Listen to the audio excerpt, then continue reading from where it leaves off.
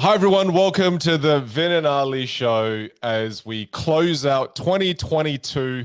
This is Chinwag number 3, special podcast episode edition. Yeah. Look, I have to just talk about what happened before we jumped on to this podcast. So I decided to join this stream 30 minutes early, getting all organized, thinking all my tech is fine. And then Ali tells me my mic doesn't work because it doesn't sound right. I change every single cable, the USB 3 cable, I change the power cable, I reset every device. And guess what the solution was? The computer just needed a reset. It was so annoying. Oh, it was so annoying. Final move. That was the final move. We're about to give up. It wasn't meant to. Oh, that's hilarious. Isn't that just such a great metaphor for life? It's the Sometimes you like tapping the TV, like just giving it a little bang, and then that's the thing that finally solves the problem. I love it. Have you heard that Indian meme that went viral? Where is this Indian guy where he goes, sometimes just give up. Everything's effed. Just give in. Go home. Sleep. You can't save the day. It's over. I've seen that. I think I've seen his videos, and it's like this. It's sort of shaping up to be a really inspiring video. Yeah. It's just it's so like good. I saw one the other day. It's like I started the year with $75, and now I have $25, and it's got this inspirational music behind it. It was so good. Oh no, but it just goes to show that little example that every now and then. The day can't be saved. Just go home, go to sleep, reset the brain. Tomorrow's a new day. You know, it's one of those situations. We didn't do that though. We kept persisting. You changed every single day. Yeah, I did. You tried every move. I did. And then I hate that you came up with the solution. That really annoys me. Is that your whole? Did you plug it in? It felt like it was one of those. Did you plug it in, Vin? Oh damn it! I didn't plug it in. For goodness sake.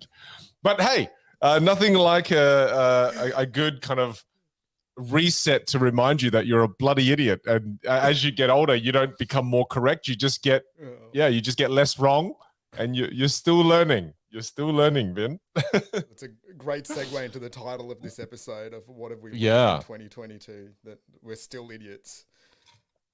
That's definitely one that I've learned is that, and you know what's fun? You know what's funny, Ali? To start here, right?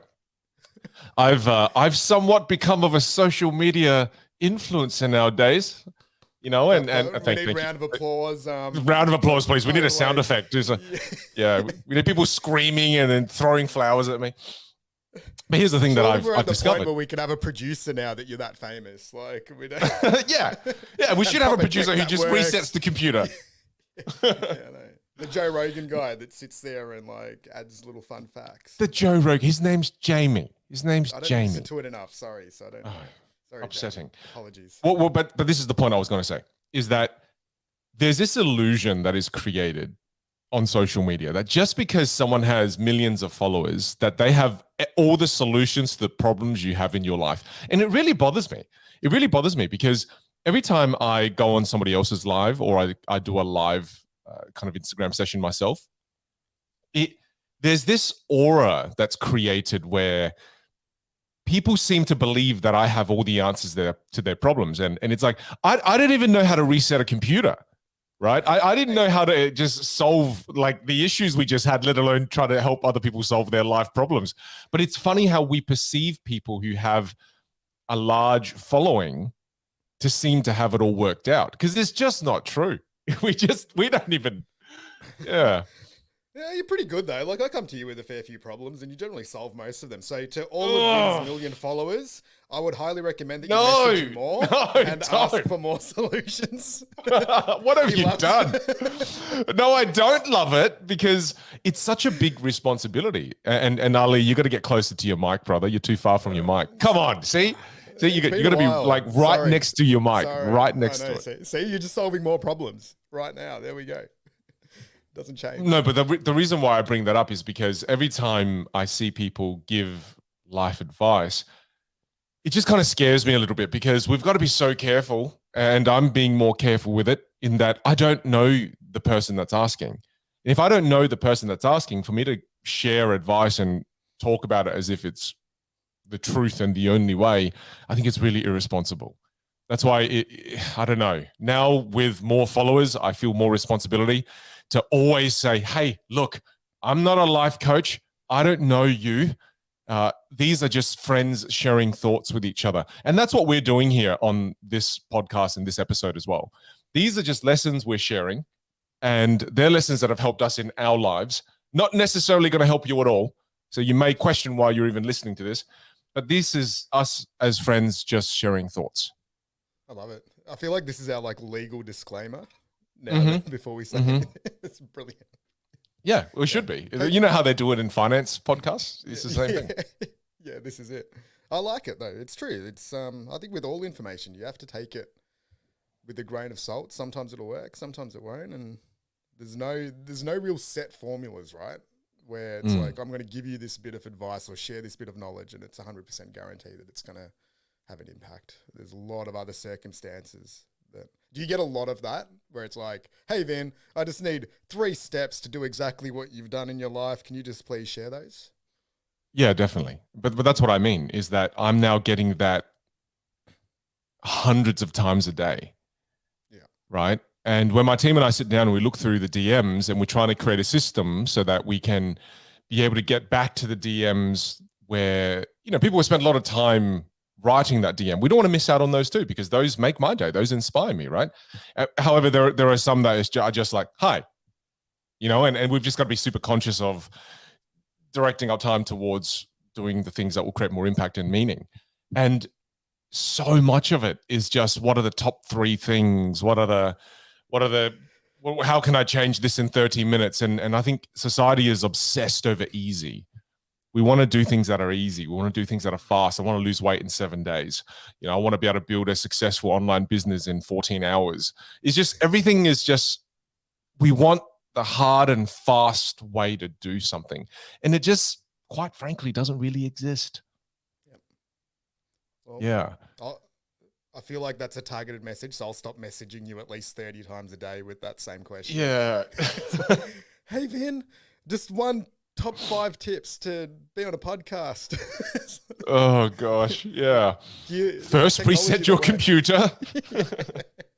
Sit closer to the mic. Yeah, I love it. So anyway, I think a good segue into this as we look at 2022. One of the big things, and you've kind of brushed over it, you skipped forward a couple of steps. How many Instagram followers did you have on January 1st this year? Do you know? I think it was about 11,000. 11,000. And how many? Which took and that took me from, I think, about 2013 all the way up into, it almost took me 10 years to get 11,000 followers on Instagram. That's awesome, but it's still like 11,000's great. How many do you have as we sit here?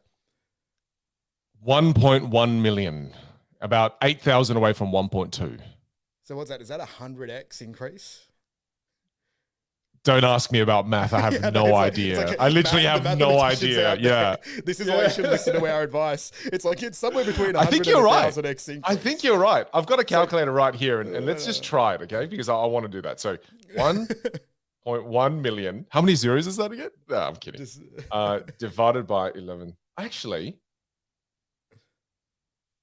you're exactly right, Ali. That's unfreaking believable. That's unfreaking believable. I think it's actually quite easy, so I'm praising you for nothing. I think it's quite simple maths.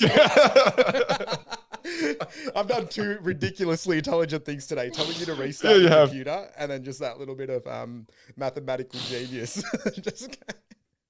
Unreal. I'm so impressed. 3 tips. Yeah. I know. Wow. But that's pretty incredible, right? Like, to have that. You pretty much shot up like Bitcoin a few years ago. What's that journey been like? And I think that'll be really interesting for a lot of people out there, just in terms of, I'd love to hear from you, like how you navigated it, what you think, what you learnt from that experience, some of the challenges that came from it. There's a few questions in there, so just jam on it, but I think it'll be really interesting. Well, thank you for making this episode all about me. I like it. I'll learn nothing in 2022, so I'm just going to be directing it this way. Oh gosh, me. Thank you. I think the first thing that I've learned from it is that's kind of come to mind straight away is the number of haters that have come through have been amplified. And that was probably one of the first things I realized as things started to scale up, because you're getting attention from so many people now. And that's why I sent you that Bruce Lee quote as I was reflecting on what to talk about in this episode. And the Bruce Lee quote is, I'm not in this world to live up to your expectations, and you're not in this world to live up to my expectations. And that was a quote that really helped me navigate the haters and people who have different opinions. Yep. I feel like we live in a world now where we want to exist in environments where everybody thinks exactly the same way we think. And then the moment somebody thinks something differently to you, it's almost like you're a white blood cell and you attack it immediately. You go, oh no, this is bad. This shouldn't be in this environment. You shouldn't think this way. You should think the exact same way I think. And I started to see that at scale though. That happened to the max, where anytime someone else just slightly disagrees with you, they feel the need to jump on and almost attack you for it. Yeah. And at the beginning, when I first experienced this, I was like, oh, no, it's okay. Hey, you can have your thoughts. I can have my thoughts. We can still be friends. You know, and to me, the metaphor that came to mind was, it's like, I love pizza with pineapple. You don't like pizza with pineapple. We don't have to start a war. You know, you can enjoy pineapple, and you know, it just really felt like the environment online now is one where we all have to think exactly the same values, same beliefs. And it was just really gross. I really didn't like that. That's why at the start you were like engaging with it, making jokes. I was. Do you have any that stand out as like a really funny, like that just you saw it and it just made you laugh, or you're like, wow, this is next level? Well, it was a video. There was one video that I made. My videos that went viral was the record and review process. You know, record a video of yourself, watch it back, listen to the audio, just view the visuals, and then get it transcribed. So it was a video on how to improve your communication skills. And then one of the comments was, I can't believe this stupid idiot. He should never have kids. And his kids, if he does have kids, his kids should never have kids. This kind of, and it was just the most hateful comment ever. And in the end, it was just, I will never do this process. This is the worst advice ever. And it was so toxic. Jeez. And, Bro, and I apologize for that comment multiple times. I won't do it again. It's like, I just was having a bad day. It was yeah.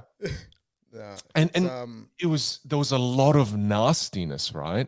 And a lot of it gets personal. And then there was a lot of comments on my appearance, right? So the way I look, the way I dress, my haircut. You know, the classic funny one was, you know, I would never listen to a guy with a lesbian haircut. And then an actual lesbian came on and said, I am a lesbian and I approve his haircut. You know, and it was just like, what the frick is happening?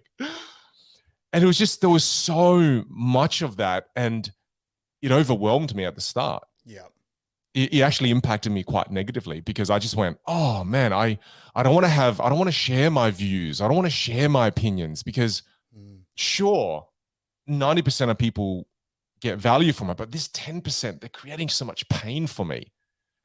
But then that's why, again, the Bruce Lee quote, right? It's that I started to really acknowledge that, hey, I'm not here to live up to your expectations, and you're not here to live up to my expectations. And it's okay for you to like pad thai and for me to like massaman curry, and we can still coexist and be friends. It's okay, you know. And it was when I started to really solidify myself in that Bruce Lee quote, and that, you know, I'm not here, you know. And then the other quote as well, a great one from theater, is, if you try to please them all, you'll please no one.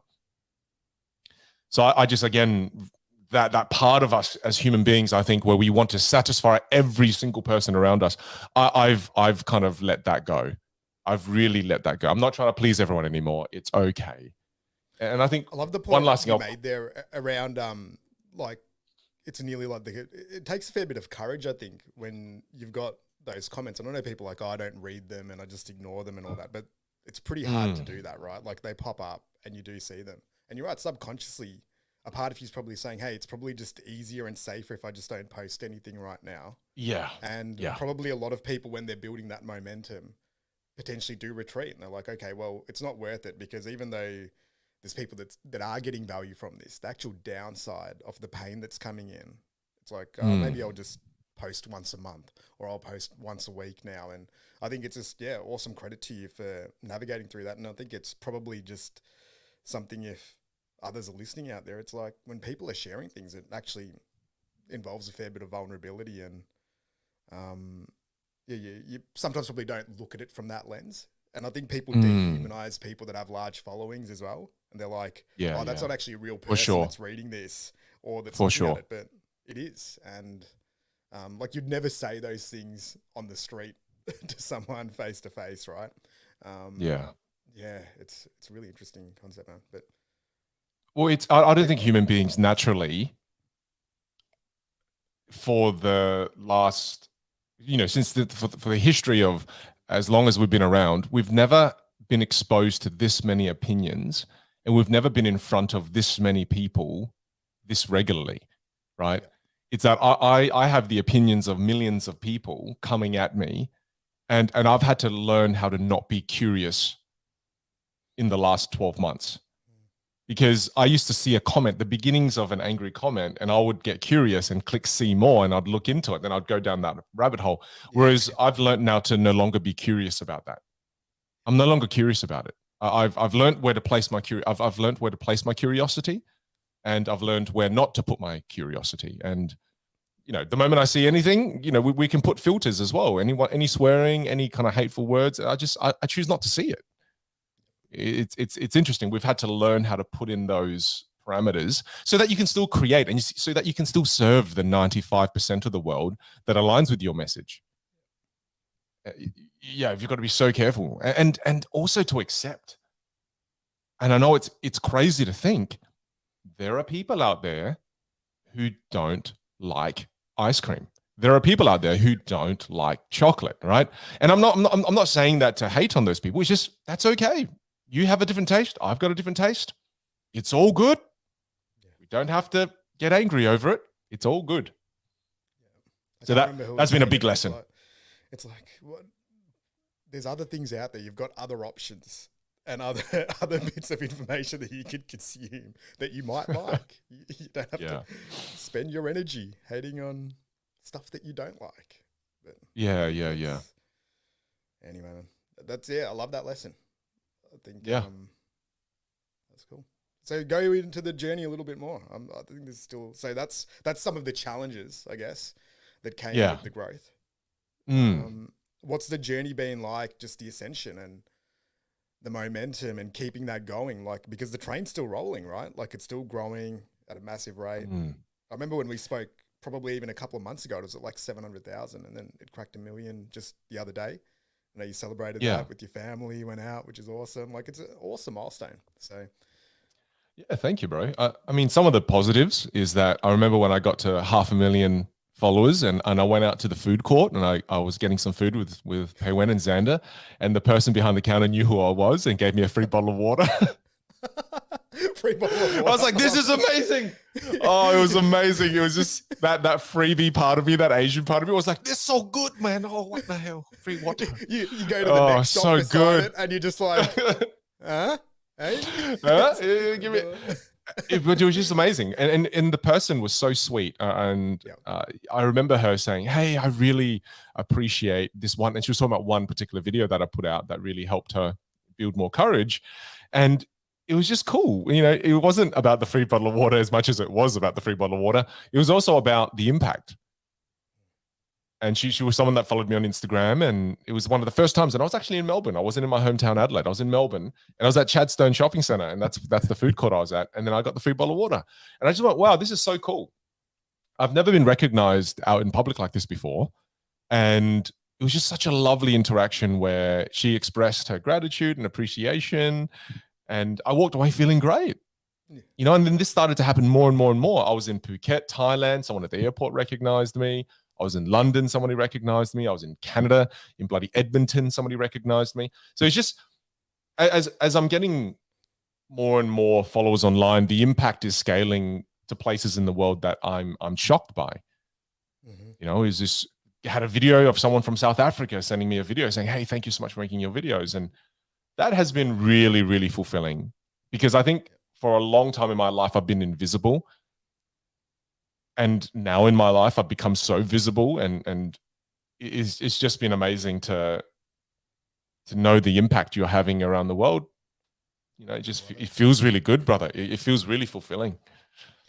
On the flip side of the other comment, is there anything that like stands out in terms of that impact piece where like you received a message or you've had some feedback where it's just blown away a little bit? Well, people are learning communication skills for so many reasons. I've had someone who, and this was a crazy message where a lady reached out to me and she said, I'm learning communication skills not for the reasons you think. It's not really for career advancement. It's not really for becoming a keynote speaker. I want to learn to find my voice so I can speak up on injustice. And she had experiences where, she was sexually assaulted. And she wanted to learn communication skills to be able to speak up on that injustice. And I was so moved by that. I remember when she was telling me the story, I felt angry. I felt inspired. I felt sad. It was a mix of emotions, and it was unreal. I never even thought about that. And it was such a powerful moment for me just to know that I've been able to impact that person's life, give them the courage they need to speak up on a topic that, hell, man, it's a tough topic to speak up on, right? So situations like that love it. I never thought I'd impact someone in that way. Never thought I'd impact someone in that way. And how cool is that? Like the contrast between some of the negative and then the positive, right? Yeah, like it's phenomenal that the same kind. Yeah, and then you open your TikTok and it's like, hey, you look like a baboon. It's like, oh yeah, this is great. Thanks, maybe Dragon Slayer. Is needed, though, like just for humility. It's like if you only got the positive, it's like you need to just go into some of the hate comments just to like get that nice counterbalance. It's like, oh yeah, okay, yeah, okay. I look like a monkey. Thanks for that. But I think it's one of the cool things that I've just noticed as well is just as you've gone through that journey, like you've really stayed true to your core as well throughout that process, and I think that's been really cool. Just as one of your mates and just as an outsider, like sometimes these things can probably change people, and I'm sure it has in ways, but I think a lot of your core fundamental values in terms of how you are with your friends and your family and what you're about, like it's been pretty awesome to watch, just given just how quickly that shift has happened over the last year as well. So just from my end, mate, well done. And thank you. It's a nice episode to celebrate a couple of those wins, and that's a pretty big one. Like over the last 4 or 5 years, I think that's one of the biggest changes that I've definitely seen you have, and how you've navigated it has been absolutely awesome. So well done. Well, you know what I mean. If I'm allowed to keep the spotlight on me just for another 2 minutes, and then I'm going to throw it over to you. We got time. This is a tribute edition. Yeah. Well, this is the analogy I used with Pei Wen when I was chatting to her. I just kind of said, I've had the pleasure with the world we're living in today of listening to other podcasts and listening to people who climbed the rungs of social media really quickly. And I've got to listen to how some of them burned out and came down in flames and failed and got cancelled, all these different things. And it just made me really reflect on, well, how do I want to ride this wave? And if you think about this analogy, when you're driving a car really fast, is it easier or harder to control? It's harder to control. So to me, right now, while there's all this acceleration, one of the ways in which I've been able to manage it is I've deployed the brakes. And the number of opportunities that have come through have been unfreaking believable. Whether it's book deals, whether it's someone wants me to fly to the US to be a part of short films, and another kind of thing propped up where they wanted me to be a voiceover for this kind of production that they're doing. And all these different opportunities start to come through the door like crazy, brand deals and all this kind of stuff. And I've said no to the majority of them. And saying no is me deploying the brakes to slow this car down. because a slow car is easier to maneuver. And I find that the biggest mistakes that people make when they're going really fast is they turn down streets they didn't really want to turn down because they didn't have enough time. You know this when you're driving and then your partner's navigating and they're like, is it that left? Is it that left? Oh, is it that left? Okay. Then you turn left and it's the wrong left, right? And I'm trying to avoid those errors by just slowing the hell down. And it's probably, to some people, that's the wrong move to make. Some people might be like, oh, no, go faster, go faster. I'm like, no. I'm slowing down. So I've said no to so many things, bro, just to be able to make space to be able to turn down the right paths and not make too many errors at these critical moments. And I think this is, I was chatting to somebody about something similar the other day, and I think that comes also with age and experience, is that when you do know your values and what you're about, the sort of general direction where you're heading, it's a lot easier to make those decisions. Whereas when you don't have that, call it that understanding or just the life experience, it's probably a little bit more difficult and you do get dragged and pulled into different directions. And you're right. I think that's one of the hardest things is when you're riding that wave of momentum, how do you still stay on the path that you want to stay on?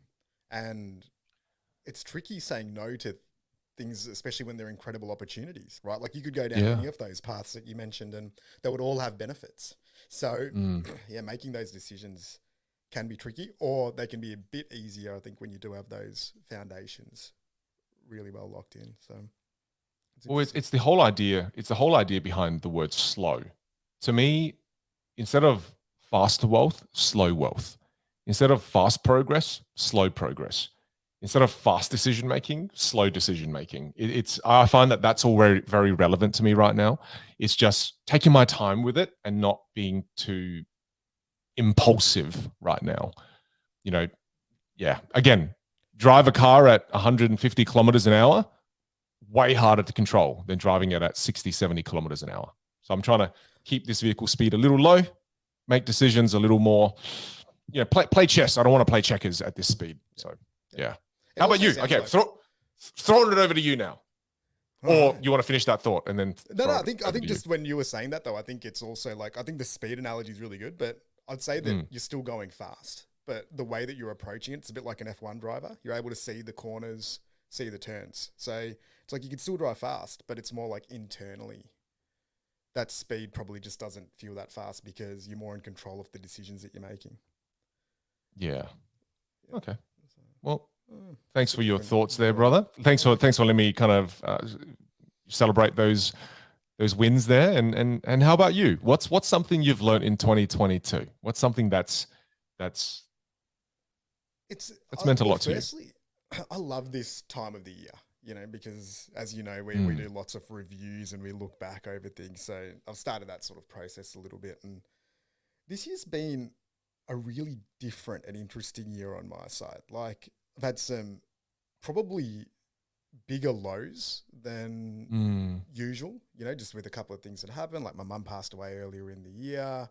We've had a fair few life changes and, things have been sort of, playing out in like a few different ways. And like, I think that's been something that, like in terms of momentum, it's felt like a different year. But then on the other side, there's been so many incredible, like if I look back on the year, like probably 5, 6 things that are like once in a lifetime experiences that I've been dreaming about for like 10 years. So it's been like, like we always say, like it's a bit of a roller coaster. It's been ups and downs, but I think that's probably the bow that I'd wrap on it. And it's probably really similar in most years, right? Like you have that like you were saying, like even on the ascension of rising to 1 million followers, it's not just a smooth ride. Like people, that's why I think it was really cool digging into that, is that, it's not like, oh yeah, wow, I woke up this morning and I've now got 1 million followers and everything's great. It's like, there's also challenges that come with that. There's decisions that you have to make. There's resistance that you have to deal with. And I think that's probably one of the biggest things that I've learned. And if I was like looking at it like high level, I think it's been about finding like that alignment with like the inner world and the outer world. Like I think we spoke about this on our Power of Now podcast, and it's always a pretty big recurring theme, but it's felt like the external and the outer world's been, really amazing this year on so many fronts.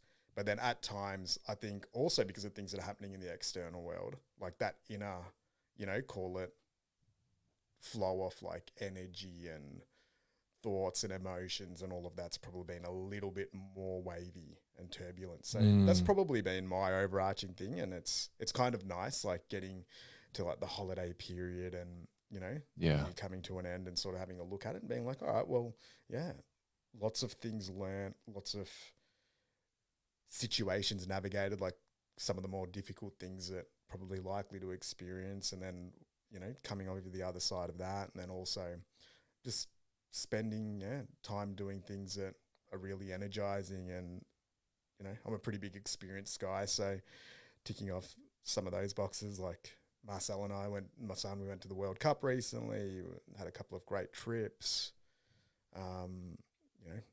Future Golf, the business, has done some really incredible things this year as well. We've done our podcast. It's like putting a bow on all those, and it's like when you look at it, it's like, yeah, life's great, and the challenges and the downsides are just part of it. Can we zoom in on one part of it? I mean, it's been quite a number of months now since Mum passed away. What's it been like for you, brother? I mean, that's rough. I was there with you, and now, almost half a year since. Where you at with that? How are you feeling? Yeah, I think time heals.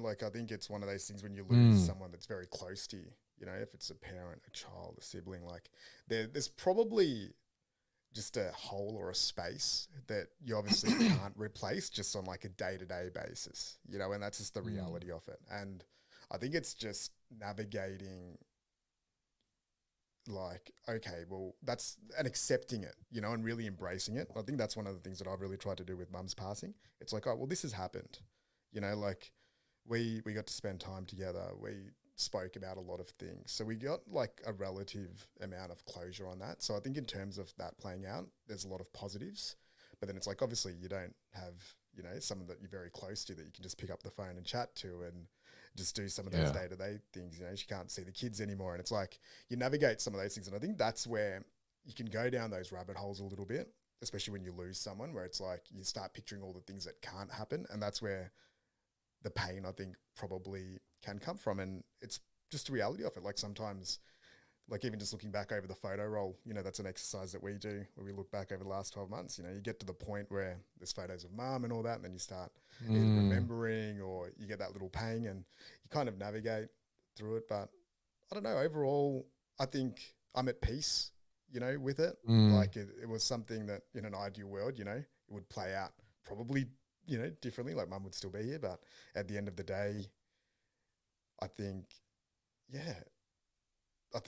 that legacy still lives on, and it's more about just all the things that I learned from her as well, and how do you keep living in alignment with that so that she keeps living on a little bit more. So I think, like probably a long answer around it, but in terms of, I think time heals, and as the days go on, there isn't, like I was speaking to, a good friend of mine who recently lost a parent as well, and it's a hard process, and I think it's different for everyone in terms of how that plays out. And so I think it's the answer to that is you working through it. Do I know if it's completely resolved and all that? Who knows? But like it feels all right. I still remember being at the funeral, and one thing that I was thinking about was that there's those big 5 regrets that people have in their lives. And one of the 5 regrets is, I wish I had the courage to live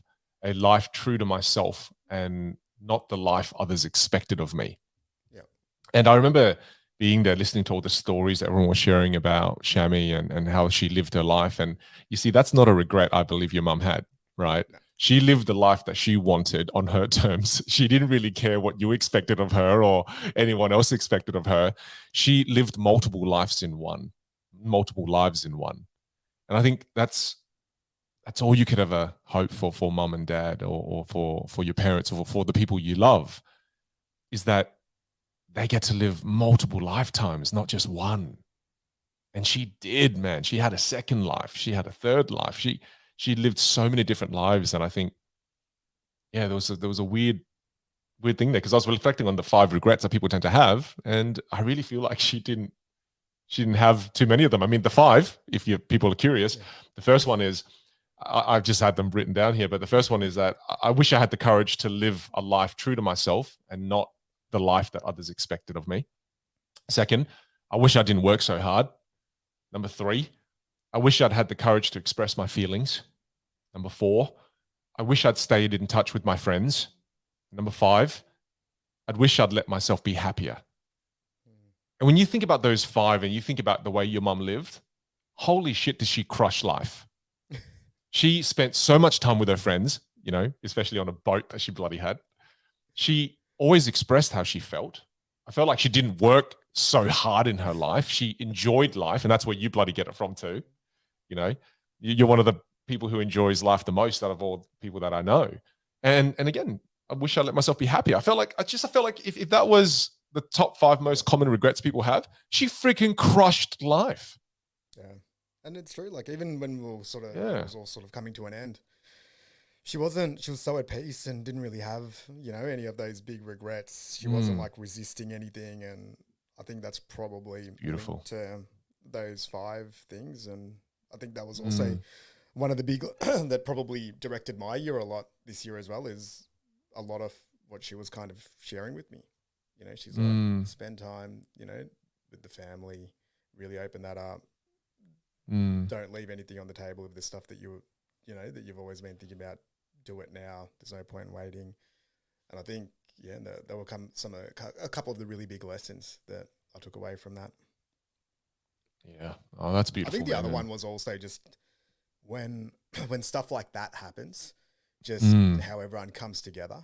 Like, even when I look back on it, and I've got all these photos of like the family, friends, you know, like even like we've been friends for a long time. Like, what you did for me this year during that period is something on the ridiculous level, you know, in terms of gratitude and appreciation. Like, you had so many things on, you cancelled it all, you came over, you engaged, you emceed the wedding, even though the funeral.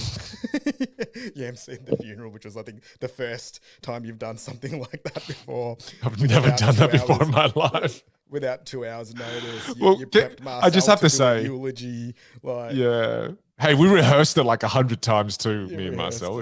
He was the star of the weekend. Oh, he crushed it. Oh. Real quick, just for those who are interested, Ali reaches out to me on WhatsApp, and he's like, "Hey, do you want to MC my mom's funeral?" And my first reply was, "No, man, I've never done it before, and I don't want to ruin it." And he's like, No, you will. And I was like, no, bro, I don't want to do it. I don't think I can do it. It's too much pressure. And then, no, you will. And then I did it. So just Ali's influence technique is just keep denying people of the word no, and then just keep saying, no, you're going to do it. Yeah, no, that one was, once you were here, it's like we weren't going to. You got me. No, you got me.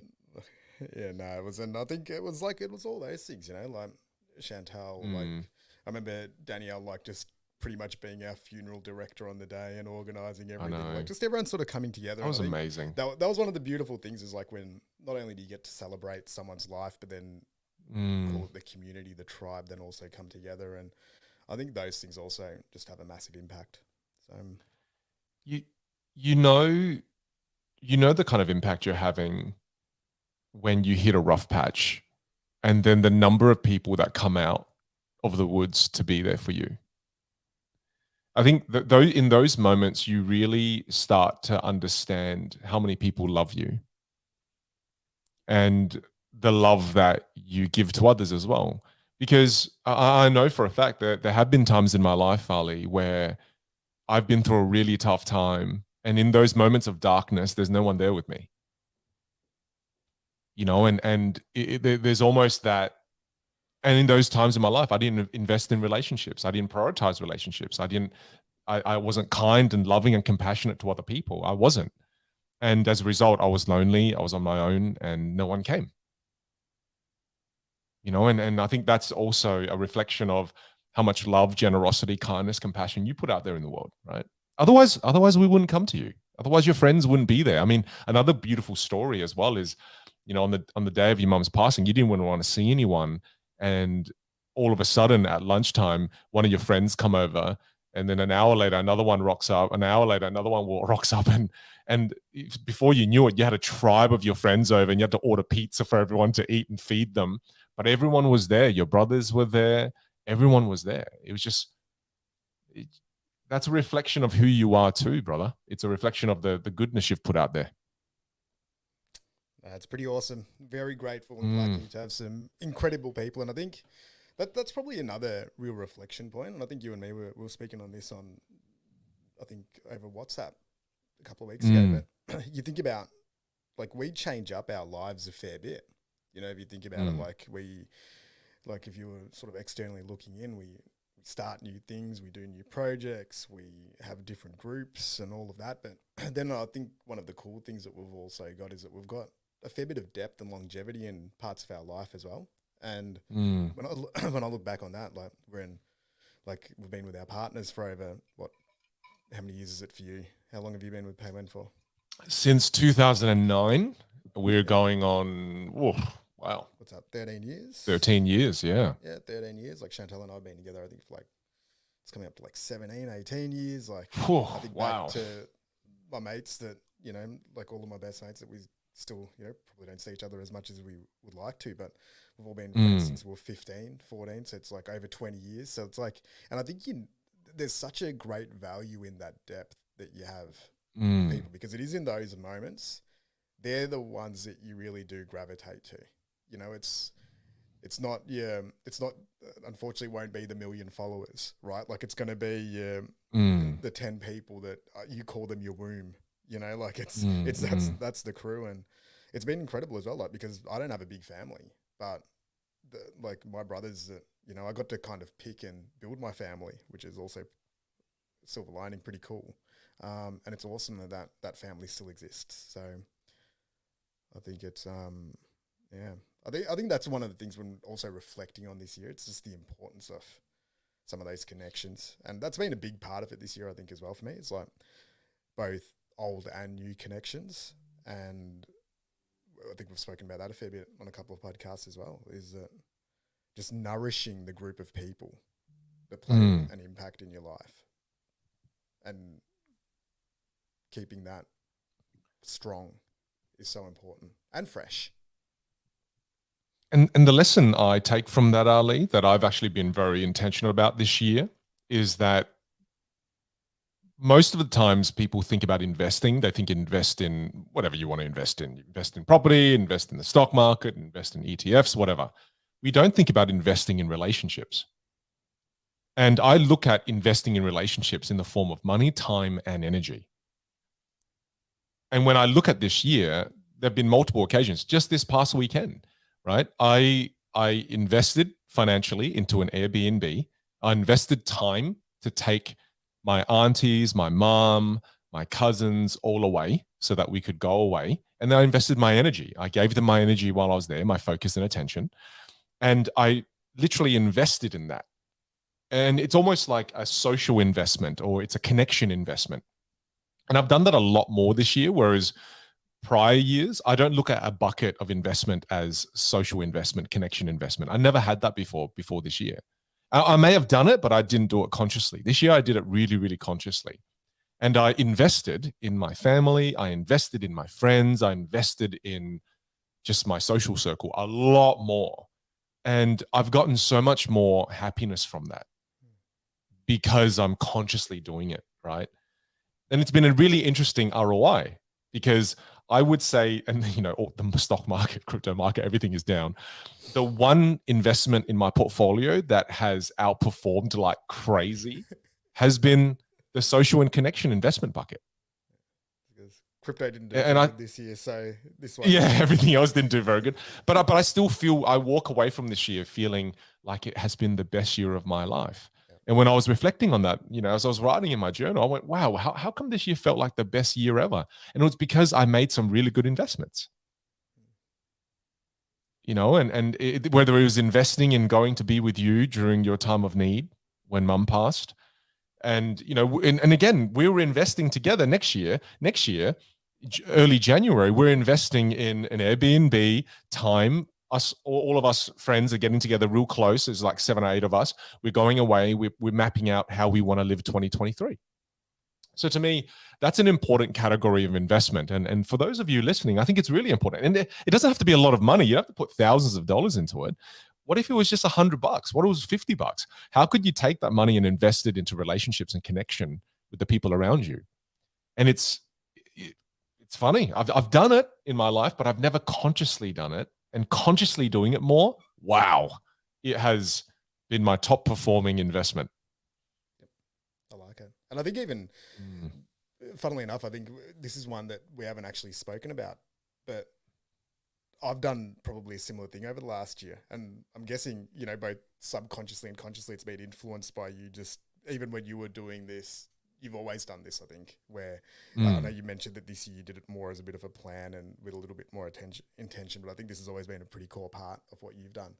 But then, this year, that's one of the things I remember, you know, when we did some of our planning stuff, is actually like from a practical standpoint for people, it's like you can actually put an allocation of what you earn towards this and you need to make a budget for it, you know, and I do. One of the things like is, you know, I had something written down sort of at the start of the year where it was like 30 actions, you know, for others and actually then allocating that budget as well. And I think that's what we don't probably do. We usually just do it time-wise, and a lot of the time it's reactive, and there's probably times where we're connecting with others and we're not really bringing a high level of energy.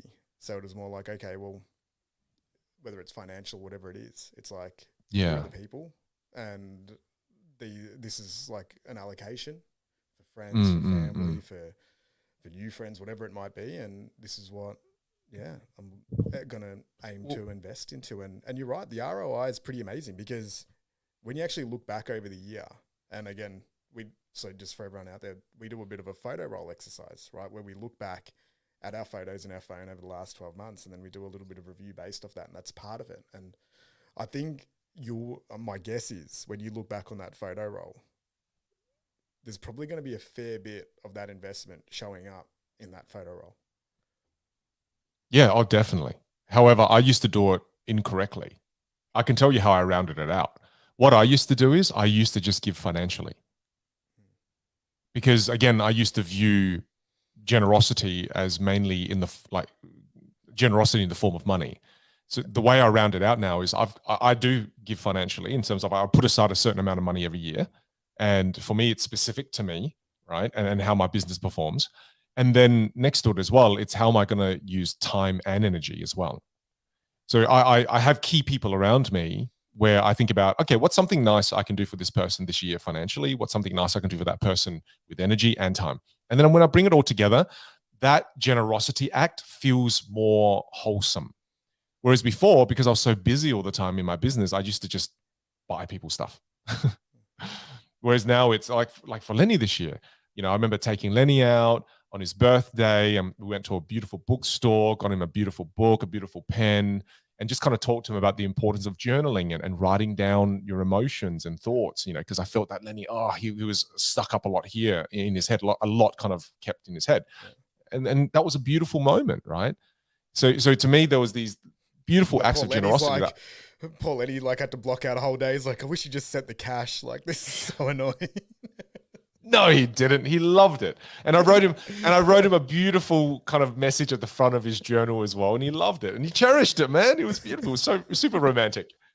But it was just that's awesome. Just learning, just learning how to do things in those 3 buckets, though. Be generous with time, energy, and money where you can. There are 3 ways to be generous. And when you can do all 3 of them together, and it doesn't matter the amount, it's beautiful, man. It's like the ultimate gift is when you can give a little something material, a little something with time and love, and a little something with your energy. It's beautiful. I think that framework as well, it applies to so many things, because when you think about time, energy, and money, it's what I'd probably call the resource triangle. Yeah, and definitely. You can really use that as a checkpoint for a lot of things that you're doing, you know, whether it's work, whether it's family, whether it's a hobby. It's like, okay, well, what's the quality and what's my allocation here in terms of energy, time, and money towards this activity? And my gut feel is the things where you do have all 3, they're probably going to end up being highlights, right? whether it's in terms of performance, in terms of enjoyment, in terms of return on investment, you're probably going to get a little bit more. Whereas if, you know, even if you're hitting 2 of those, it's still probably pretty strong. But if you're only hitting 1 of them, there's a good chance it's going to be a relatively weak experience. Yeah, definitely. I like that. Where do we want to steer this conversation next, brother? You can take the steering wheel. Where do we go next? Books. What's some of your favorite books that you've read this year? I mean, again, this is probably the 5th plus time I've read it now. And this time I'm reading it in a very different way. I mean, if I flick through it, the way I'm reading it now is for those I'm just that showing watching people the on the video stream. Yeah. What book is it? It's the Almanac of Naval Ravikant. And what I'm doing is I'm reading this book now in a very different way. I've never done this before, but I'm writing all over it. So every single time I read a paragraph, I'll write next to it my thoughts and values and how I feel I've done. And it's really cool because it feels like I'm having a conversation with Naval. And as I'm reading it, I'm just writing and I'm like, oh yeah, I've done this. Oh, Vin, you haven't done this year. Come on, you got to get your shit together. And then it feels like I'm having this conversation with Naval that I'll never have because his email is naval@idon'tdocoffee.com. And it's just been a really therapeutic process because honestly, this book has changed my life in that I built an online course as a result of reading this book. Because Naval talked about the old rich and the new rich take advantage of technology to scale themselves and their offering. And so I'm just going back to Mine for More Gold, brother. That's been my hands down favorite. I love it. What was one of the things where you had to give yourself a bit of a kick up the ass that you're like, I'm not doing enough of this? Oh, kick up the ass. Okay, well, I've been a pretty damn good student, so there's not too many that kick up the ass. Let me have a quick squidgerididge over this. Well, you know where I've really dropped the ball? Health and fitness this year. Wowzers, have I dropped the ball on that? Hard. Massive. Like I've not only dropped the ball, I've kicked it out of the yard and I didn't bother to go get it back. That's how bad it was. I don't think you're the only one. I think that ball gets kicked out of a lot of yards. But you know what? In reflection, as I was writing about it, the reason why I haven't been able to do this one well, I think, is because I haven't aligned it with one of my biggest core values, which is fun. One of my biggest core values in my life is fun, and I've never made exercising fun, ever. It's always been this painful thing that I have to go do. And I think for me in 2023, I have to find creative ways to make it fun. I have to find a trainer who is fun. I have to find a PT who is fun. And I need to introduce fun into exercise. Otherwise, it's just not sustainable for me. It's got to somehow be fun. I like it. That's a good one. How about you? Which has been a book for you? And yeah, I probably went back to the classics. And I don't know if you're finding this too, but we've been pretty avid readers over the last however many years. And what I'm finding is I'm probably like getting diminishing returns now on newer books. Me too. That's why I'm reading Naval's book again. Especially in the business space, or like call it the professional personal development space. Like there haven't been too many like new books that I've picked up probably over the last year or two that I've been like, all right, this one really, is going to go into the top 5 or 10. There's been some good ones just in terms of reminders, because I think a lot of books nearly start repeating themselves after a certain time, especially in a similar category. So I've probably been similar like you. I've gone back to a couple of the classics. Like 2 of my favorites have been The Alchemist and Power of Now. And I think they've both been pretty big ones, like similar thing to what you did there, like going line by line through the books. I remember actually doing that with 4-Hour Workweek, probably 5-6 years ago, where I nearly broke it down as a bit of an action plan. And I remember reading it and being like, you know what, I'm going to complete this book. Like it already aligns with me. I'm going to turn it into action lists, and then I'm going to make a bit of an action plan out of this book and actually try to, finish it. And just when you were talking about Naval making you start inspiring you to start the online course, I was probably similar with 4-Hour Workweek in terms of starting Future Golf and a few other ventures. So, he always spoke about, start a little passion project, start a little, I think you'd call it a muse. And that was a big inspiration behind that. So now looking at just The Alchemist and The Power of Now. A lot of it's just around, like, I think The Alchemist always just reminds me about dreaming and thinking a little bit out there, and, you know, looking for coincidences and the magic and the omens that present themselves in life. And then Power of Now is probably just another part of the operating system that I want to upgrade in terms of just, you know, quality of consciousness and awareness and being in the moment a little bit more. And I'd go back to your driving a fast car analogy. To me, Power of Now is one of the solutions to that. When the car feels like it's getting a little bit out of control and you're skidding off the road, I think there's some really good fundamentals in a book like that to just help slow things down. And that's, I think that's probably, there've been two that have been pretty big. What's been your drop the ball and kick it out of the garden and never gone to get it back? Yeah, my drop the ball one is, call it just that, it's similar to yours, but instead of it being on the physical exercise side, it's probably being more on the mental exercise side. So it's just, you know, habits like depth of things like, and the quality of meditation and journaling and all of that. Like, I found that there's been parts of my year where that's been a bit weaker than previous years, where I've really prioritized that a little bit more. And then I think just really sort of ingesting good information. Like, because I haven't read that much, because I was kind of getting a little bit bored. Like, this probably, I think I read maybe about 50 or 60 books this year. But when I look back on those 50 or 60, probably 45 of them were inconsequential, you know? So wow. I'm like, I don't feel like I got a really good quality of education this year. So they're probably two where, you know, in terms of doing like courses or learning skills, I feel like that's probably an area of improvement. Okay. Interesting. Any other drop the ball ones for you? I'm curious. I mean, we talk a lot about our wins often. Yeah. I think it's interesting to talk about some of the moments where we have failed. I think it's also important to share some of those, in that, again, it takes away that facade that people sometimes have on social media, where they go, oh, wow, you know, these people are living their best lives all the time, 9 to 9 every day, you know?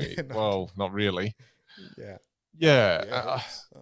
More drop the ball. I mean, I'll throw another one out there. Yeah. One for me is, I feel that this was earlier on in the year. Earlier on in the year, I just said yes to way too many things.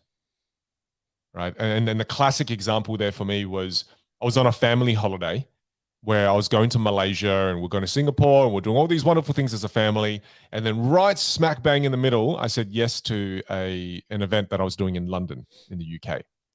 And at that point in my life, that was around June. And that was when I didn't deploy the brakes. And as the opportunities were coming up, I was like, yes, twice. Yes. Let's do that again. And I was saying yes to everything. And I just burnt myself out so hard by the middle of the year. You know, and it was just that classic example again, is that rest is important, and peak performance requires rest, and peak performers know the importance of rest. You look at the greatest athletes in the world, they take their rest days really seriously, you know, and I needed to, you know, again, I like using that metaphor of, you know, I'm like a Ferrari. When I'm taken to the track, drive me hard and go crazy, but then give me a good month and service me, you know. And I like that. I like that analogy because A, I think Ferraris are amazing, but B, I also like to. It's me understanding how I work. I don't like doing the 4 hours a week. I don't like doing the 2 hours a day and then having a great kind of day after that. I don't like that. What I like going hard for a good month to 2 months, and then take a whole 6 weeks off, take a whole 4 weeks off. So it's just, this year I've learned a lot more about myself. The problem was, and the failure was, in the 4 to 6 weeks that I normally take off, I also said yes to a whole bunch of stuff. So for me, it's, gotta say no. During my 4 weeks off, the time the Ferrari's in the garage, nope, not doing anything. Not even going for a joyride. Nope, just gonna rest. Yeah. The mechanic. Yeah, exactly. That's just charging it up. Yeah. Yeah. And the value of doing nothing. It's okay. It's this addiction to productivity was unhealthy.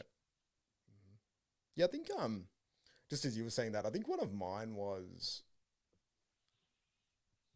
I'll go back to it, but finding momentum this year, like even probably creatively, like I probably learned just a little bit more patience this year.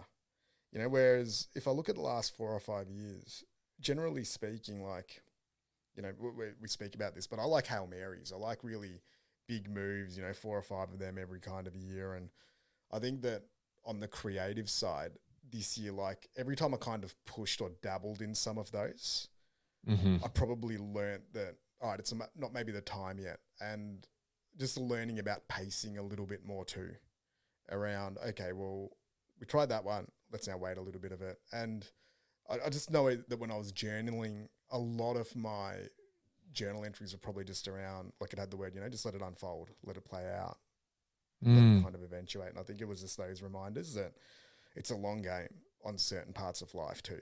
So you don't have to do, like it was like that contrast between the foot and the pedal versus just letting things unfold a little bit more.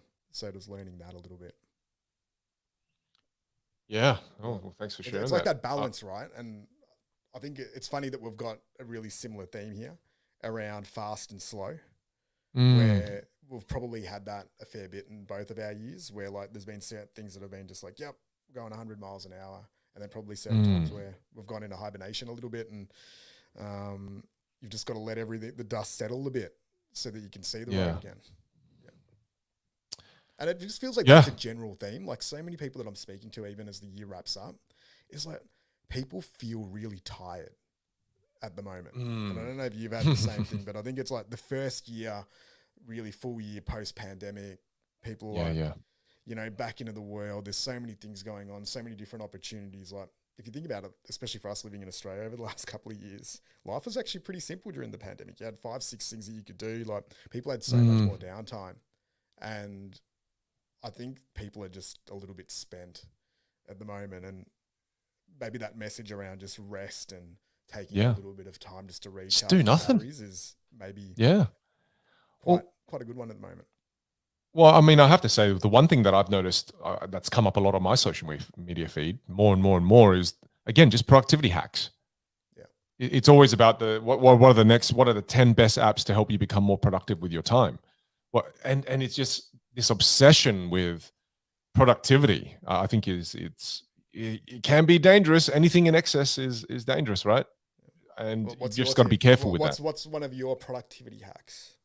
Well, I don't want to give a productivity hack right now because it's not about productivity all the time, every time. We're talking on the topic of rest right now. Yeah. I think it's just, I've had to learn not to be guilty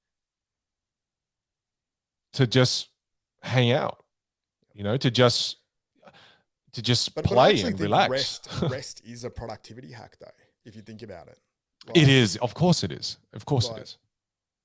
And even just, because I got asked that question a couple of times recently as well around what's the number one productivity hack. And I think one of the biggest ones is what we touched on earlier in the episode. I think it's having enough clarity so you can make very aligned decisions. To me, that is going to be one of the number one productivity hacks, because from that position, you're able to then, if you think about productivity and it links back to time management, it's usually the real popular one. It's about managing resources, right? So if you have clarity on kind of where you're at, who you are, what you want to do in this moment in time, it nearly looks after productivity, because then you can make high quality decisions around how you want to allocate your time, money, and energy as well. And it's nearly more like a macro level productivity hack. But then that's why you can also then be like, okay, I'm now aware that I need to have some rest, right? Because that's recharging energy. It's recharging time a little bit more so that you can make other decisions, so you can provide space to do things that you want to do. So, yeah, I mean, productivity is linked to rest, which almost seems wrong, but it is. I mean that's probably been a big one for me, and it's interesting reflecting on the failures too. Yeah. Do you have anything else you want to share? Oh, failures, always. We've always got our failures. What's probably one of The areas would be, I mean, I while think you're this. thinking, you got one? Oh, you Good. go. You go. No, you go. Well, I mean, this has always been a problem for me. Mm. And this has become a problem again for me. And this has become a problem because of the social media growth and the addiction to seeing the numbers grow. And it's been such a, I don't know, it's just such a, I don't know how to describe it. It's almost like an addiction again. It's definitely become an addiction again for me, which has really annoyed me because I've written about it so many times in my journal. And to be really transparent with everyone, even on this recent trip that I went, I was on this way too much. And I brought in something last year which didn't even last a month, was a dumb phone. And I have to somehow solve this problem. And I haven't got many solutions yet, but it's something that I've definitely failed at. And I'm really disappointed at myself in that it's robbed me of presence. It's robbed me of, mainly presence, being present with the people that I love. And yeah, something that I'm still working on, something that I'm still trying to improve at. One of the ones that I heard recently, especially for Instagram, because I think probably apps like Instagram and TikTok are really well designed for addiction and to get us scrolling through there, is deleting it just for certain hours during the day. So Instagram actually makes it super easy to delete and reinstall it. Like you don't even have to put in your password and stuff again. Like you can pretty much delete the app and then do that. And I think, yeah, one of the hacks that I found there was like, I know you could do screen reminders and downtime and all of that, but it was more just like, just delete it. Like go on in the morning, check it, delete it for the rest of the day, reinstall it at night, give yourself half an hour and then do it again the next day, or like find little pockets. Because I think it's really tough with, I can't remember where it was, but it was like, the ones that are most addictive are probably like news sites, refreshing those and then looking at the articles. Oh, I never read news sites. Like Instagram, I think and Facebook and all the socials, TikTok are always right up there. YouTube, go down the YouTube rabbit hole. It's like, how do you overcome it? And it's hard because it's like willpower, right? Like when it's in your hand, when it's in your pocket, it's really difficult to be like, you know what? I'm just not going to look at it because it's so easy to do it. It's like having a packet of Tim Tams in your pantry. If they're there, you're going to have to eat them. Yeah, instead of relying on discipline, remove it from the environment. That's right. Willpower is the hardest one to rely on, right? If you can systemize it. And well, it's just going to be, again, for me, removing it from as many different environments as possible. When I go into a friend's house for a party this Christmas, I'm just saying this out loud so that I actually commit to it. I'll leave it in the glove box. When I go out to dinner, I'll leave it in the car. When I go into the kitchen, I'll leave it in the office. And to me, it's about creating physical distance between me and the device. Yep. It's just something that I have to learn how to do. Yeah. What about you? Do you have any others? I mean, we'll trade another couple with each other. I mean, I think it's refreshing talking about failures. Yeah. Because there's so much more growth in those arenas, and I think people can relate to it a lot too. Yeah, I think probably one of the big ones is just, I think at times during the year, judgment was a really big one. Judgment of myself, judgment of others. And I had to navigate through that. And I think that reduced the quality of some of the interactions that I had throughout the year. And it's probably a very natural one for me to get into just because you're always analyzing things, looking for improvements, looking for changes. So it becomes very easy when things aren't playing out a certain way to just start, getting a bit judgy. Getting a bit harsh, and judgy, both internally and then also externally. And I know that at any time that happened throughout the year, it didn't feel good. It's one of those things where, and I don't know if you find it the same way, but when you're doing that type of analysis or judgment, and then you start that inner dialogue and, these conversations that you might have that you do or don't have, like, I don't know, I just found that at times there was a little bit of a lack of quality in some of that. So that's one, just as I head into next year, that I want to improve on, either by addressing things that need to be discussed a little bit quicker, or, observing any sort of judgy thoughts, whether they're to myself or to others.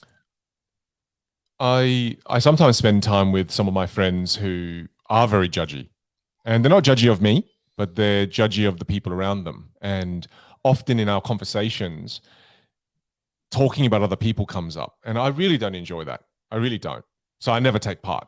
I rarely ever take part. Unless it's teasing you, then I take part.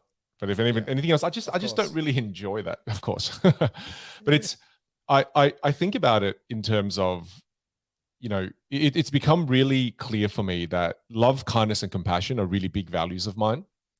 And when I act out those values, I feel really good about myself. And I don't mean to make it all cheesy, but I really do. I really like that. I really like those three values. And I've tried to act those out best I can, especially even with the hate comments. Just look at it with loving eyes and compassion and kindness. It's helped me move through it.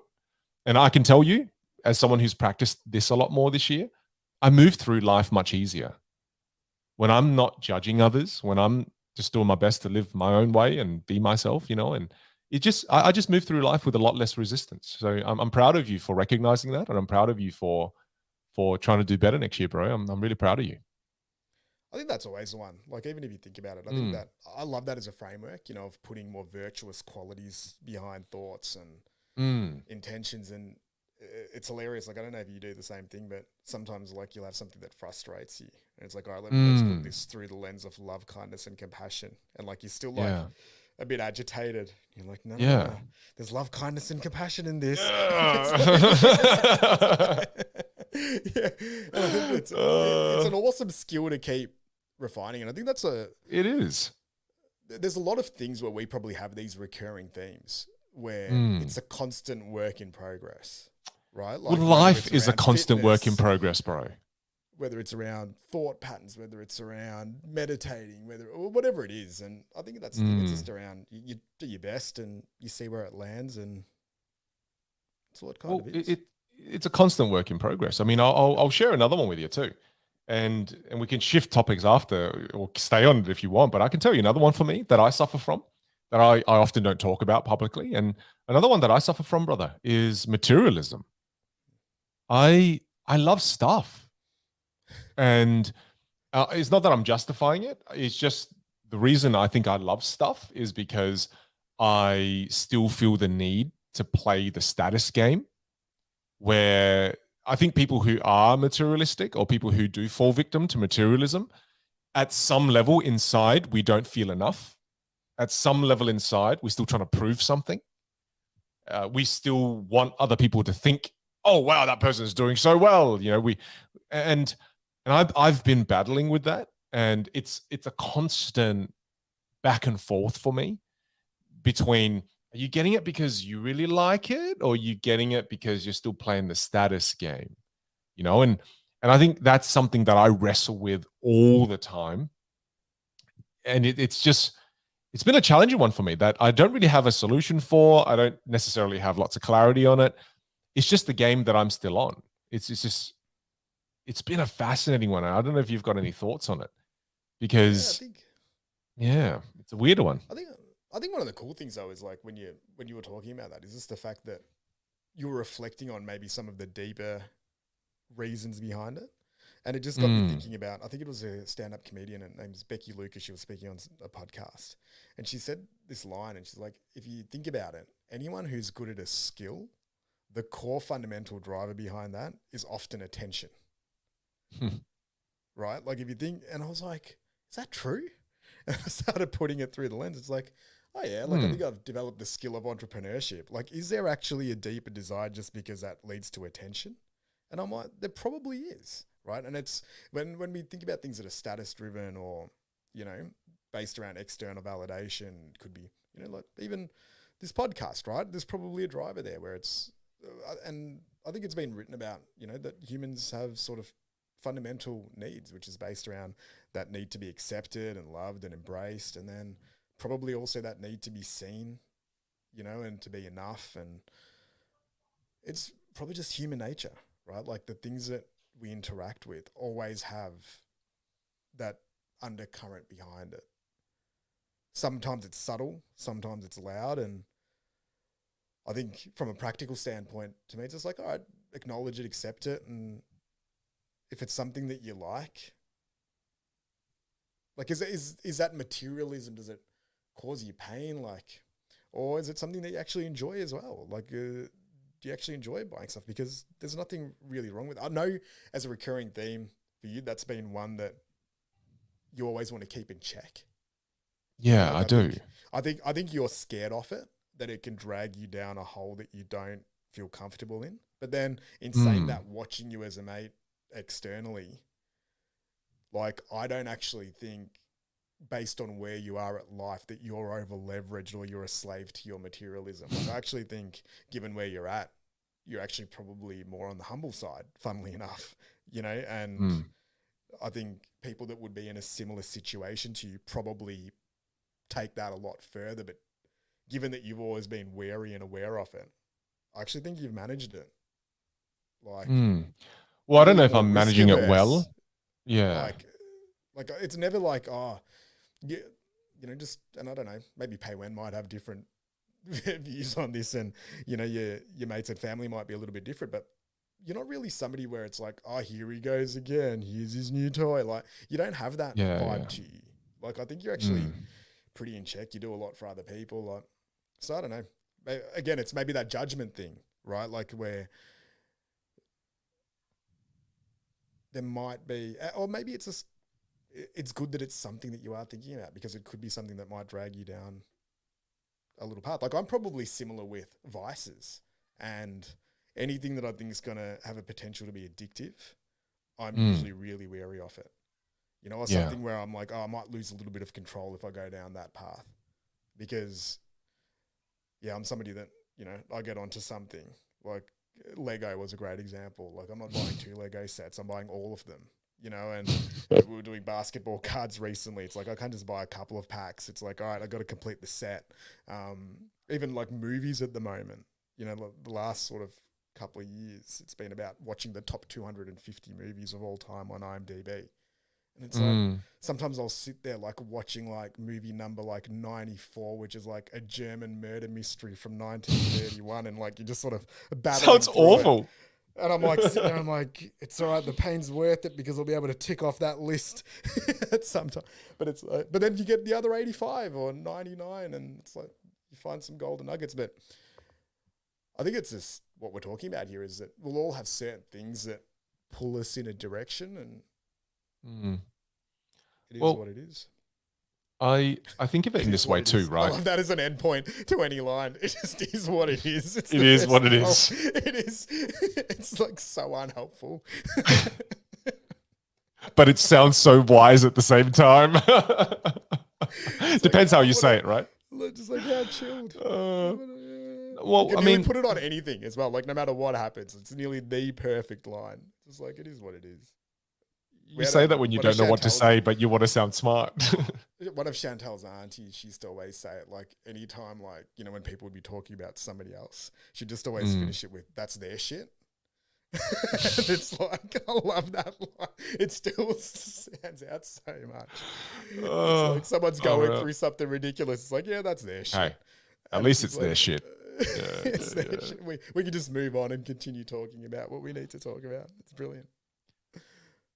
I think about that whole material game, and I think that if you rob me of the desire for things, I'm very curious what that would do to my level of ambition, what that would do to my level of drive, and what that would do to my level of excitement when playing the games that I play. I love playing the entrepreneurial game because I love that the results are tangible, whether it's you making money, the lives impacted, the number of followers, all of that, etc. It's a very tangible game, and it's a fun game because you can see the results. And those results earn you money, time, freedom, and then you cash in those rewards, and that's what makes it fun. It's like kind of when you go to those gaming malls and then you get tickets and you get to, like, if you collect the tickets and you don't do anything with the tickets, then playing gets boring. Why would you even play? You play because you go, oh, once I get 3,500 of those little tickets, I can get that massive toy. and then the playing becomes really fun, etc. The reason why it keeps coming up to me is because when I read books like Naval's book, The Almanac of Naval, when I read books like that, there are always these passages that come out where they say, stop playing the money game, stop playing the social game, stop playing the wealth game, exit out of games and live. And when I read those things, it's almost like I'm reading it at this era of my life. However, at this era of my life, maybe I'm still meant to be playing the games I'm playing. Maybe the life that I'm aspiring to, I feel like it's a conflict between where I currently am and where I want to be. And I'm trying to be the future version of Vin while still being the present version of Vin. And the conclusion I've come into in my mind is that don't rush this phase of life. It's okay for you to be here right now. And maybe when you're in your 50s or maybe when you're in your late 40s, you will exit out of those games. And maybe the only way for me, this is my own advice to me, maybe the only way for me to exit out of these games is to have played it. I think it's really difficult to convince someone not to play a game at all and skip a level and go, hey, it's not about the nice cars, not about the nice house, not about the nice clothes, not about the fancy jewelry. Just skip it. I just have this inkling that as human beings, we have to go through each and every single damn level. And we can't just learn it. We have to live through it.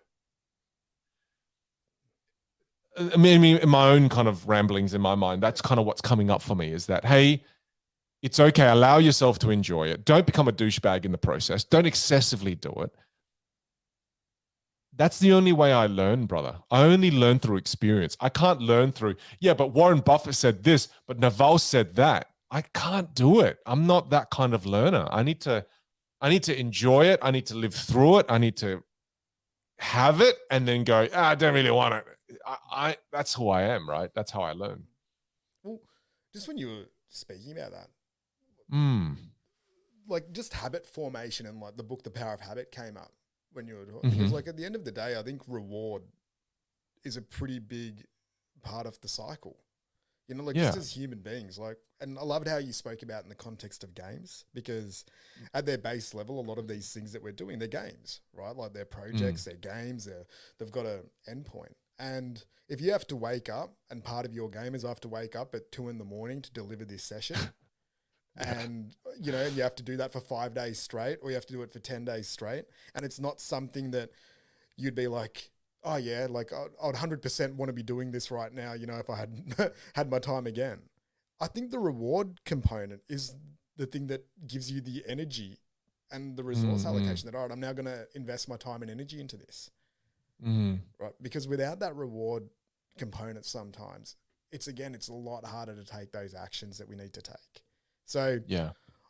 And that just might be one of the things where when you think about material things, for example, you might feel like, okay, well, that's the weaker part of me. It's not being the virtuous Naval part where it's all just internally driven and I'm just like floating around, enjoying the journey in a flow state, doing all that. Because life doesn't really work like that. Like sometimes you just at the end of it, go and do the shit that you need to do. Or like, you know, like I would love to just be like, oh, in every moment I'm just sitting there meditating and it's all just like the smoothest thing ever. But sometimes it's like, no, fuck, I just got to get out of it and just get it done. You know, and like there isn't any time to breathe through it or to journal on it or to those things. So you can have ambitions of how you want to navigate the journey, and maybe 80% of the time, 60% of the time, 90% of the time, you'll hit that level of standard that you want to hit. But then other times, maybe you just need to reward yourself with a nice dinner, a latte, and a brand new car. You know, like it's just gonna be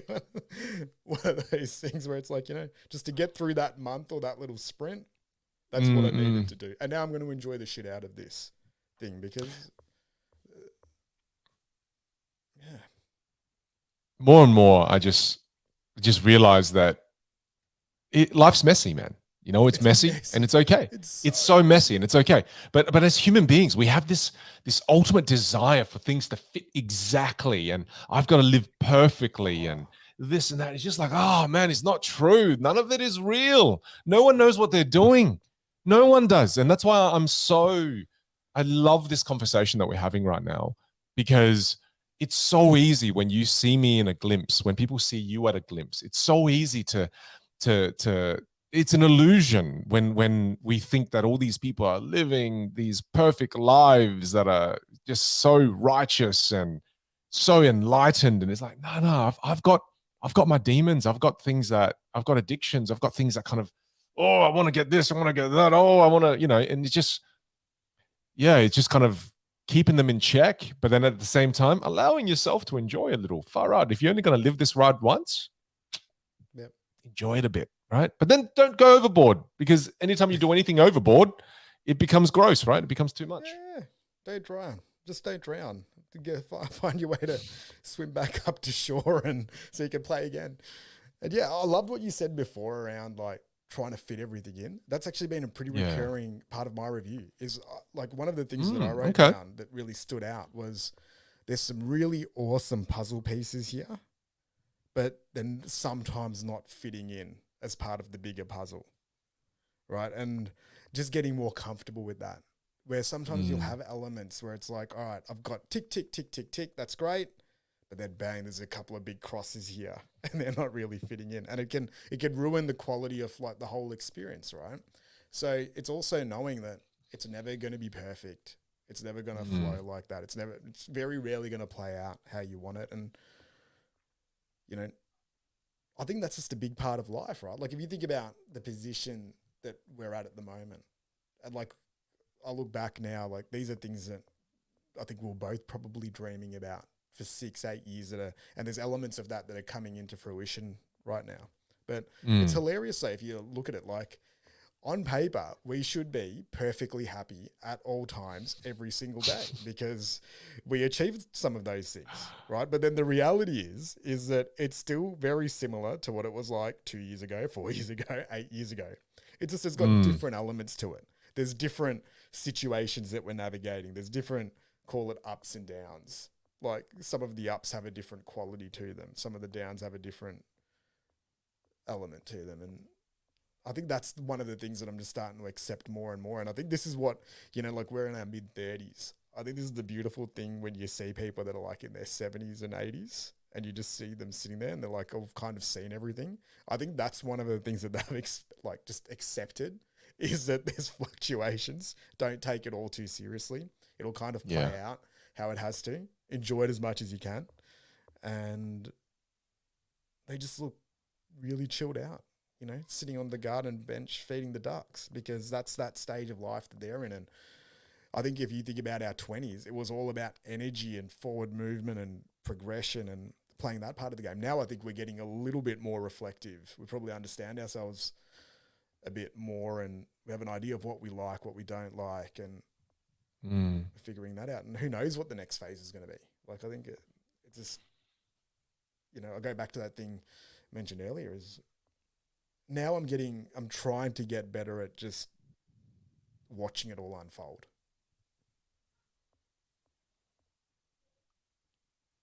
There's almost an element of surrendering to that, isn't it? Instead of trying to control it so much, you kind of give away some of that control and let it unfold. Picturing a fishing rod, like you throw it out there and then there's tension on the line, then you have to let it go, then you have to reel it. Like it's that mixture of both. It's like surrendering, it's taking action, it's that combo. Because I've tried just the full surrender model. Like I remember reading that there was a book, I think it's... Yeah, I remember. There was at the start of the pandemic, you read that. Yeah, the surrender experiment, right? And that was one of the things where it's like a framework around like full surrender, and you just kind of go along with everything. And I'm like, yeah, there's I can't do that. That's good. Yeah, it was, it was super tough, because there's certain points where you're like, oh, if I should surrender here, but I really fundamentally don't believe that surrendering is the right option right now. I'm not that pot committed to this book. And I don't want to deal with some of the flow-on effects that are going to happen from that surrender. And I found that happening too.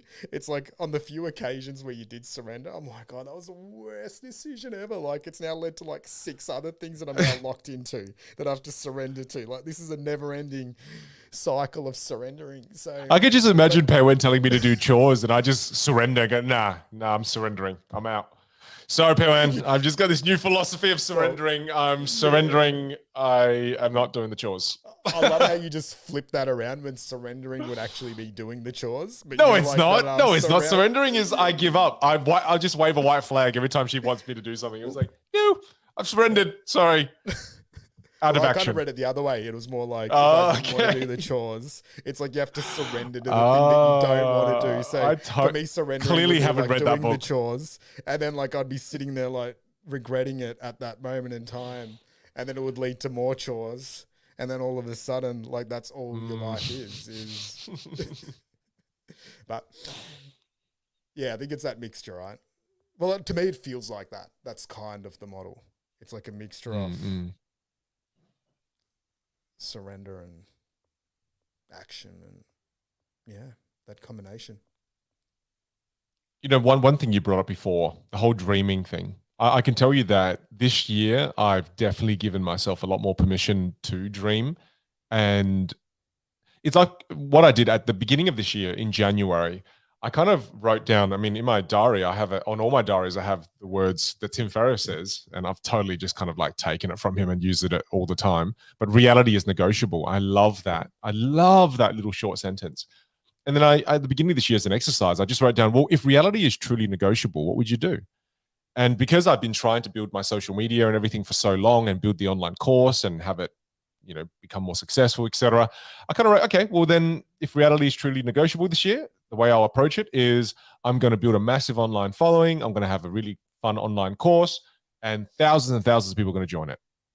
And it's kind of giving yourself that freedom just to play, just to be playful in the things you wrote down. And I wrote that at the beginning of my journal for this year. And not saying that just because you write it down, you're going to get it all, because I've been trying for bloody 10 years. And keeping that dream alive, keeping that playfulness alive, keeping that open mind, I think is so important, far out, because not that it will help you succeed, but it helps you continue to try. I think if I had to put it eloquently into words, having a positive mindset, being optimistic, allowing yourself to dream, keeping an open mind, all of these things don't guarantee you success. They just guarantee you show up and that you keep showing up and that you keep trying. That's what it guarantees, right? And this just happened to be one of the years where I showed up and it worked for me. You know, there are so many elements as to why it worked. However, the critical element was that I showed up again on year 10. And that I still gave myself permission to dream and that I still stayed optimistic, right? Yeah. So that's been a massive winner for me. I think there's a beautiful component of that too, you know, in terms of dreaming, call it, or planning or strategy, and then also execution. Like, I think some people can over allocate on different sides, right? Like some people just are way too much in the dreamer part of it, and then they don't actually take any action. And then some people just take heaps and heaps of actions, but they don't really have a plan around it. And I think strategy, like one of those formulas to call it success, you know, in quotation marks, I think is that combination of both, where it's like that element. And I think one of the big ones, especially in today's world, is people probably just don't allocate much time to get into a headspace where you can have that moment just to dream a little bit. And I think a lot of people are so scared of dreaming too, because of the fear of failure when that dream doesn't eventuate. And I think that's one of the things that I've learned just now looking back over a 5-10 year horizon, is like sometimes I'd have like these dreams and these visions and it'll be like, all right, in the next 12 months, I'm going to achieve this, right? And then you'd look back at the 12-month period and you'd feel a little bit like a failure because you haven't. And then what I started realizing is that sometimes with bigger things, you might have a 12-month intention or a 6-month intention, but it might actually take 2 or 3 years for that thing to actually eventuate if it's something that you want to do. And then now when you look back over a 5-10 year period, I see things that were written in like, you know, a little dot point written in 2016. And then that's been ticked off in like 2022, right? It's like, okay, well that one had a 6-year lag. You know, it wasn't that high a priority. It was in that airy-fairy stage, but then through a series of whatever actions and circumstances and luck or whatever, it's like it got ticked off here. Some had like a 3-year lag. Some had a 2-year lag. Some are still sitting there waiting. And I think having that, giving yourself nearly the freedom off that, like keep them there and keep a log of these things too, because they're pretty cool to look back on. Because funnily enough, when you actually achieve that dot point, usually by the time you achieve it, it doesn't feel as amazing as what you thought it would when you envisioned it that long. Like if I had have achieved it in 3 months or 6 months and it had come early, maybe it would feel a little bit different. But then usually when you achieve something like 4 years later, you usually pass that dream a little bit too. But it is very, very cool though to like look back and nearly be like, shit, predicted the future on this one. And yeah, I think it's just that nice combination. And I love what you just said there. It's showing up because you get compound interest on showing up. Like the areas where you consistently are taking action and allocating quality time, energy, actions, money, those investment, we touch back on that. It usually ends up in something. It reminds me of the quote, we overestimate what we can do in 12 months and underestimate what we can do in 12 years. Yep. And I think that that's very relevant to what you're saying, because we want things quickly now, so that, and it's crazy, man. I mean, some of the shorts that I've been seeing on YouTube are, these are the thumbnails, right? It's a kid who's 18 who drives a Lamborghini, and the thumbnail message is how I became a millionaire when I was 15. Right? It's that there's this obsession with fast, whereas greatness is achieved through slow. And I think one thing to keep in mind as you're dreaming is just remember that the timeline is much longer. You can dream the most ridiculous dream. You're allowed to. It's just that doesn't happen in 12 months, though. It happens in 12 years. And it stops that overwhelm from coming about where you're like, oh, far out, I'm not going to be able to achieve this. No, but if you wanted to be a millionaire, you probably could do it in 12 years. It's very reasonable that you're able to do that in 12 years. It's very realistic. Heck, I would say you're not even dreaming enough if you only want to make $1 million in 12 years. Right? I think there's also, and those types of goals, sometimes they have like nearly dangers to them too, right? Like when people are like, I want to be famous, I want to be a millionaire, because it's not actually about any of the action. It's just wanting an outcome that you've seen somewhere. Like it's, that's right. Speaking about this, it's like, I wanted to just be a famous musician. And I think it was in Mark Manson's book. What was it called? The Subtle Art of Not Giving an F. And he's like, I just wanted to be the musician. I wanted to be on tour. I wanted to be famous. But then the reality was I actually wasn't playing any music. Like if you actually broke down my year, I wasn't writing music. I wasn't playing music. I wasn't practicing. So it's like all I wanted was really the outcome rather than the actual thing. So it's nearly like knowing, what do these things actually mean to you? Like, why do you want to be a millionaire? Or like, what does that actually mean to you? Like, what does that look like? What are you willing to trade for that as well? And I think a lot of it's around like nearly like true honesty with yourself. When you have dreams and these visions, it's like, because I don't know if you're the same, but maybe there's like, if I think about a 10-year horizon, there's maybe 2-3 really big dreams that are likely to get achieved. Maybe 5 if for some, maybe it's 1, some maybe it's 0, depending on how big and grand it is.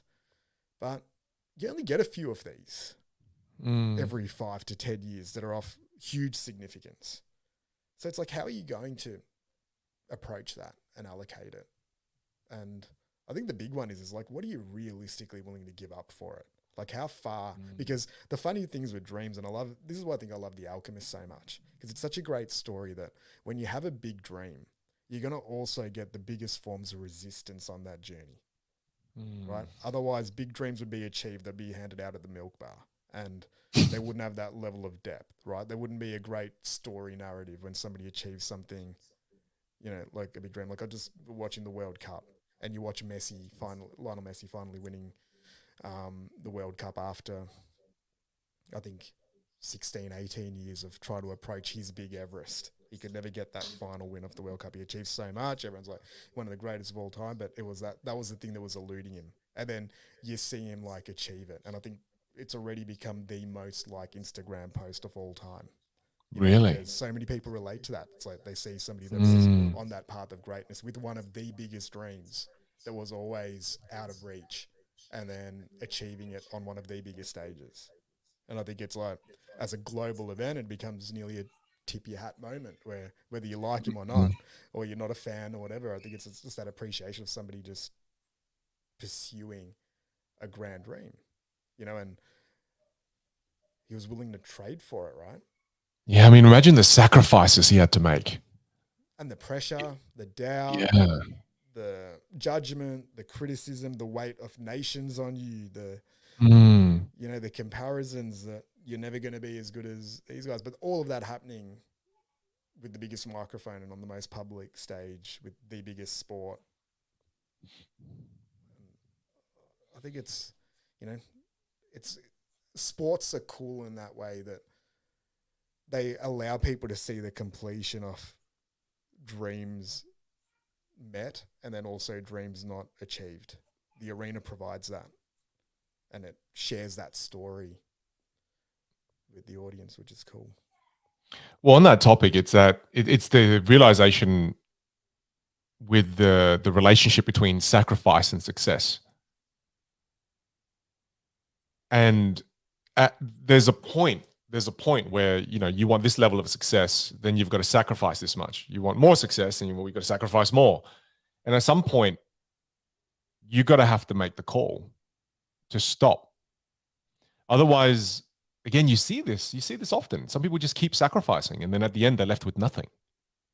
And it seems like they have everything in terms of maybe business success or career with their sports, or that there is, I feel like there is an optimal point. There is that optimal point, and for everyone, that optimal point is different, right? And you've just got to be sensitive to it. You've got to be, again, that's why reflection is so important. You've got to reflect on the last year. Hey, was I comfortable with that level of sacrifice, or was it a bit too much? Right? And it's a constant balancing act. And if you don't reflect and review, the balance will be out of whack one year. And if you don't review and reflect again, it'll be more out of whack. And then after 20 years of that, you can find yourself in a horrible place because you've been out of balance for the last, God knows, you've been out of balance for the last decade. That's why I think this process where we review and reflect, I think it's probably one of the most powerful tools we have. Whether it's for communication, I mean, heck, if you don't even review the way you communicate and you don't watch yourself back from time to time, then you've got no idea how you come across, let alone reflecting your life. And I think the process of us doing this, me going, oh, I feel like I'm being a little more materialistic this year. I've got to be careful and I keep a check on that. If I didn't say that, if I didn't review that, then maybe next year I'm going to be outrageous and I do stupid stuff with my money, right? So to me, it's just that constant review and constant reflection. Hey, am I on track? Am I off track? All right, let's adjust this. Let's adjust that.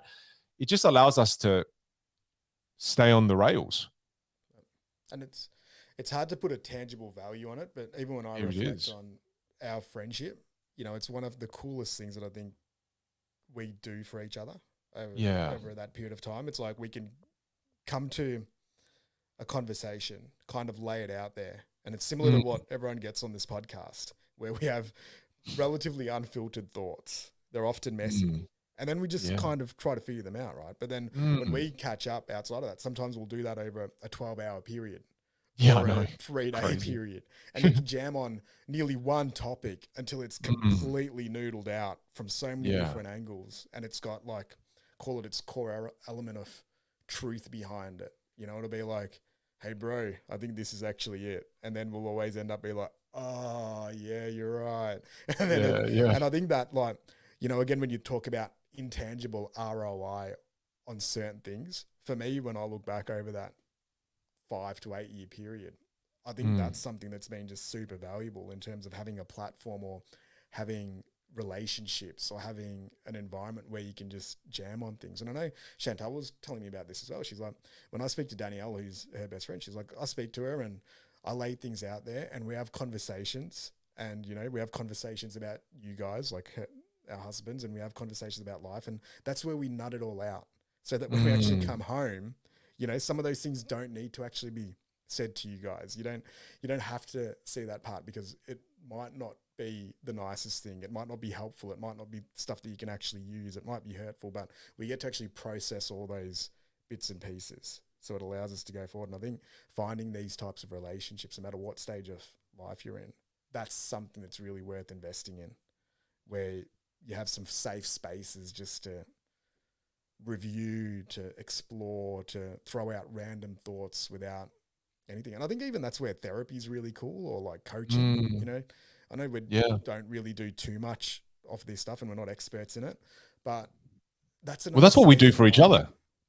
When we do it, we do it like, I think, each other. And it's probably like, for us, we're fortunate in the fact that we know so much about what's going on in each other's lives that I think we can also diagnose and find other levels of depth. But even like, like just speaking to a stranger, like a therapist, just about things where you can just release it off your chest, you're always going to unlock a couple of gold bits of gold nuggets. I feel what we're doing there is seeking clarity and gaining clarity. And it's always clear until it's not, right? Life is a bottle of water with sand in it, and it gets muddy and it gets muggy and you can't see anything. And I think in those moments where we sit together and we talk, and that's the crazy thing about what we do, brother. And I'm excited to do it again early January. But we will talk literally. We'll sit in one spot, probably not that great for us, but we sit in one spot. We can talk for like 15, 16 hours. And I feel what we're doing there is we're talking up thoughts and emotions that are messy, conflicted, confusing. And through talking about it to you and a couple of other of my best mates, we start to see things from a different perspective. We start to have people question us on this and on that. And what happens is the dust after a while starts to settle. And then we get clarity. We're like, that's what it's about, you know? And then in those moments, once we gain that clarity, we can make better decisions. Whereas I find that when you don't have friends or you don't have relationships or even a therapist, when you don't have a way to be able to gain clarity and you're making decisions from something that's really messy and you know, there's sand all over the place, there's mud everywhere and you can't even see, that's when we make incorrect decisions. You know, and I find that that's such a powerful, it's such a privilege to be able to have that, you know. And also I've got to say that too, we invest in that. We invest a lot in that. Time, energy, and money, right? We invest a lot in that, and that's why we have that. Whereas, you know, and if you're listening to this and you don't have that currently, it's okay. I didn't have it at one point in my life, but start to prioritize that. Start to invest in that. That's true. I think it's an important thing to have, and I'm very grateful for you, Ali. You're one of very important people in my life, and I really appreciate you always just helping me talk things out and gain clarity and move through life and work out life together. You know, it's nice to not feel like I'm alone in this life trying to work out how everything works. I've got best friends and great people around me where we navigate it together. Yep. No, it's special. No, it's really cool. And I think, again, I love that longer term horizon reflections as well, because that's where you then start seeing other patterns, you know, and I'm a big fan now about this longer term, like compound interest on things like relationships or moves made or decisions made. And, you know, like we always laugh. It's like, how cool is it? Like if we never connected that day, all of these things might not have played out, you know, those sliding doors moments when you then look back and it's like, yeah, it's cool. Like there's 5, 6, probably 5 to 7 people when I now look back over the last 10 years. It's like you didn't do this or you didn't come into my life at this point. The whole picture looks so different. You know, they're just the ones that I could think of. There's probably more that you don't see that you didn't reflect on, you know, correctly or provide, because it's really hard to know what the connection points were. But from the ones that you can have a gut feel guess on, it's pretty amazing. And people, decisions, environments, choices we make, like some of the trade-offs, that's kind of what forms this game of life a little bit. I think I've created my own unique quote. Oh, hello. Yeah, hello. World exclusive. Yeah, world exclusive release of. Yeah, here we go. Here we go. It's gonna be. Yeah, here we go. Here we go. It's based off a classic, and the classic is one stone, two birds. Okay, so it's based off this. Whereas I've also thought about that's not the quote. Come on, that's not the quote. I mean, that's a classic, right? That's a common one we use in our society. Whereas I've now come up with one stone, the entire flock is dead. There you go. Okay, so now hear me out, because I've always loved that quote, and I say it a lot in my life because I love going, hey, that's a great decision, because again, it's a one stone, two birds move. I love that. Yeah. Whereas I've started looking at decisions in my life as one stone and an entire flock is dead type moves. And that's been a really cool metaphor in my head because, for example, one of the things I really wanted to do this year was get an office. But getting an office is really just a benefit for me, really. It's a place for me to be creative. It's a place for me to have my own private space, etc. And I've been umming and ahhing because it's a one stone, one bird move. And I'm like, I don't really like those. I want things that compound. And then Pei Wen brought this idea to me where she's like, hey, why don't we get an Airbnb? We get an investment property, but then you could use that as your office. It can be your creative space. It can be an investment. We can Airbnb it. We can enjoy that as a family whenever we want. That could also be a place for Xander to stay in the future if he decides to go to university or wants to do education in the city.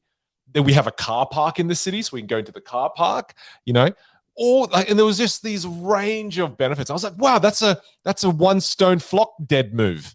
I love that. So then that's become a part of my vocab, and I've made a few of those decisions this year, and it just feels great when you can make one decision, but there are multiple parties that benefit, and there's multiple benefits from it. Yeah, so I just more conscious of that, and want to make more one stone flock dead moves in 2023.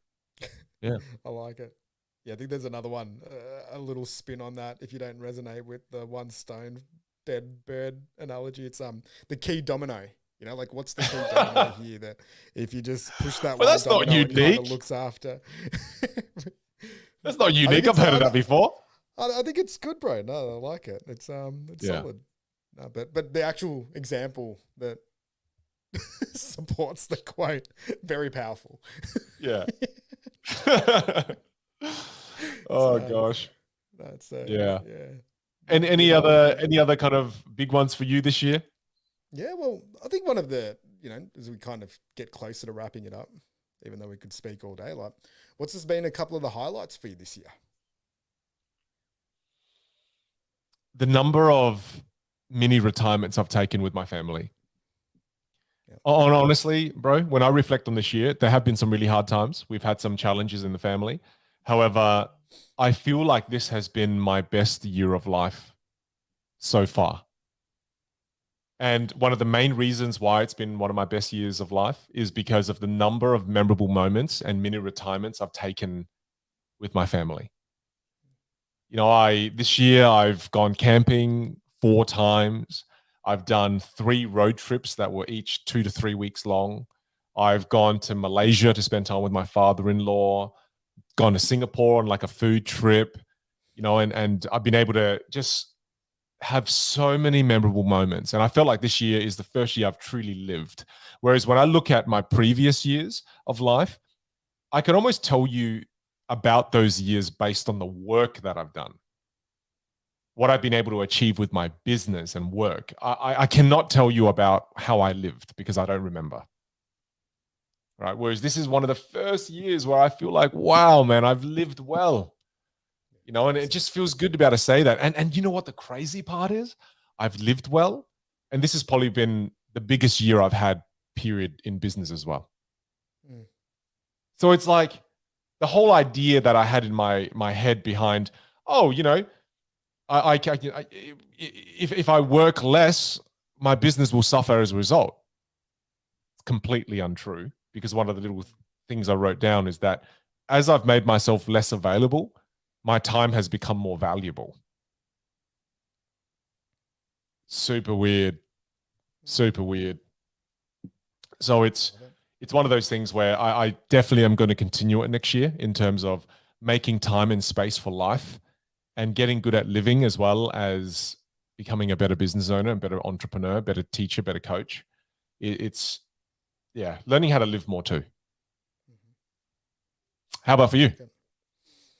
Yeah, funnily enough, it's cliche, but it's probably similar. Like I think this year made a really conscious investment to invest a lot more into the boys, and Mm, just that sort of like we spoke about it probably on a podcast a year or two ago, but just creating special memories for the kids. I think yeah, that became a same. pretty big focus. So we were lucky, like we had a holiday house for parts of this year where we got to spend time, shooting hoops, going down to the beach, doing Mm, those types of things. We did the trip to the World Cup with Marcel. yeah, We that's had, we had a awesome. couple of like weeks just in COVID isolation where we were forced stuck together, but there were some of the more special memories where, just getting that 1-2 weeks together that without too much distraction have been really memorable, and yeah, I think that's probably been a pretty big one. And then I think, one of the things that I remember writing down is that one of the core things that I really resonate with, it's like being a pilgrim and exploring the world. So I think just being able to have the opportunity to travel a little bit has been awesome, and just connecting with a variety of people this year. Mm, It's one of the things that I'm really grateful for, just, with the platform that we have and also with Future Golf, where just yeah, the opportunities that it provides in terms of being able to build relationships and also just connect with people that are doing amazing things. I think I definitely do resonate with that. I love speaking to people that are masters of their craft, or that are artists, or that are passionate about what they do, or great communicators and connectors. And I think just having time, with more of those, like, there was this cool sort of moment where we had this golf tournament a few months ago, and it's like they're called a pro-am golf tournament, where you get to play with a professional, and then you also play with amateurs as well. So it's kind of cool with golf. That's one of the few sports where you actually get to do that. So we were playing, and we had a couple of spots for this tournament because we were sponsoring it. And a few days before, we're struggling to get, find somebody that can commit a couple of days to get down to this thing. And then fortunately, cricket's a pretty big sport in Australia. For those that are listening, they won't really know who these people are if they're tuning in from the US or from other parts of the world. But in Australia, cricket's probably one of the top 2-3 sports that we have over here. And so one of our members, who I also went to high school with when I was younger, Glenn Maxwell, he got knocked out of the World Cup, which was being played for cricket. So then we sent out a message, and he was able to come in and fill that spot. And then we're sitting there in the morning, and we're about to tee off, and it was cool that he was there. He was probably one of the bigger names that were there. And I was like, oh yeah, that's going to be fun, get out there and play. And then he's like, oh, Rick's caddying. And I'm like, who's Rick? And then we get down to the first tee, and Rick's Ricky Ponting, who's probably one of the all-time greatest cricketers. Like, I remember having his posters up on my wall when I was a kid, and just one of the all-time greats. And he's sitting there holding one of the pros bags and walking around. It was just one of these like pinch me moments where it's like, what are we doing wow. here? Like, it's a Thursday afternoon, like playing cricket with somebody who's one of my kids' idols that he Wow. watches YouTube off all the time, and then spending 4 or 5 hours out on a golf course doing something that we love, with one of the legends of the game, and like just having a chat and spending time. I'm like, that's a pretty cool thing. And I remember speaking to Jeremy, and I'm like, this is weird, mate. Like, this is Mm. like another one of those things, like an 8-year journey, and it's like this is one of the random events that takes place. So just reflecting on those things, like just seeing things sort of come together, and just yeah, unique He would have been experience. so disappointed if I was there, because I would have had no idea who he was. You have And no idea what the athletes are. yeah, I don't watch sports, but bro, that's amazing. I think it's Yeah. so nice to be able to take a moment to reflect on the incredible life you've built. And I think we sometimes we're really hard on ourselves by default. It's really easy to be super hard on ourselves by default, and it's just nice to be able to hear you acknowledge the incredible life you've created for yourself through Future Golf and the business you've built. That's cool, man. Because I've seen behind the scenes. I know how hard it is. It's not easy. Building a life that you currently have, that is freaking hard. It's hard, and it takes time, it takes persistence, and you've earned it. And it's beautiful to see you enjoy it, and it's beautiful to see when someone's sitting there in disbelief about the life that they've been able to create for themselves. That's beautiful. That is so beautiful to be able to sit and listen to. It's amazing. I'm so happy And for it's you. and it's weird, right? Like it's one of those things where I think it also comes with like an element of like imposter syndrome and guilt at times. Like I'm not sure if you feel it the same, but like sometimes you'll sit there and like, I remember there was times this year where like I'd share something and I'm like, this just feels like a bit weird or a bit shit, and I think it's even finding that contrast between Mm, like knowing that, all right, there's some cool things that happen and that's awesome. But then to me, when you talk about the materialistic side, to me, it's nearly like that from an experiential side, where I'm like, all right, we get too drawn in or attached to these types of experiences and the grandness of them. And I think it's nearly coming back to just the simplicity of life, because it's also hard. Like I think sometimes when you experience those things, it'll be different for different people, like that disbelief. And it's like, okay, well, it's not really sustainable, because those things might happen once a year, once every 5 years, once every 3 years. It might never happen. So it's like, you can't then hitch your happiness to them either, yeah. and it comes with things like perception, and, it can sometimes change how people interact as well. And it's like, I don't know, that there's complexities, and probably similar for you as your following increases. So it's nearly like having an appreciation of it, trying to have a healthy relationship with it all, trying to find that groundedness as well. But I mean, yeah, I think I've been it's funny, practicing. 2022. Like it's been epic, I think, for both of us on so many levels. And then, as you said, so many challenges as well behind the scenes that probably navigated too. It's like any year. I think Yeah. I think it's like any year. There's It's good, like there's any year. bad, there's ugly, There's there's great. ugly, there's And terrible, yeah. I think the beauty of it is that there's generally all four in terms Yeah. of there's good, there's great, there's ugly, and there's terrible, right? So there's always all four. Yeah. There's always all four. And instead of trying to control the ocean and control the waves, just get good at surfing. Just get good at being able to surf, and just get good at riding it, Yeah. because Just there's keep rides that surfing are it. fun and there's Yeah. rides that are not fun, and you're screaming and you're crying the whole way. But you know what?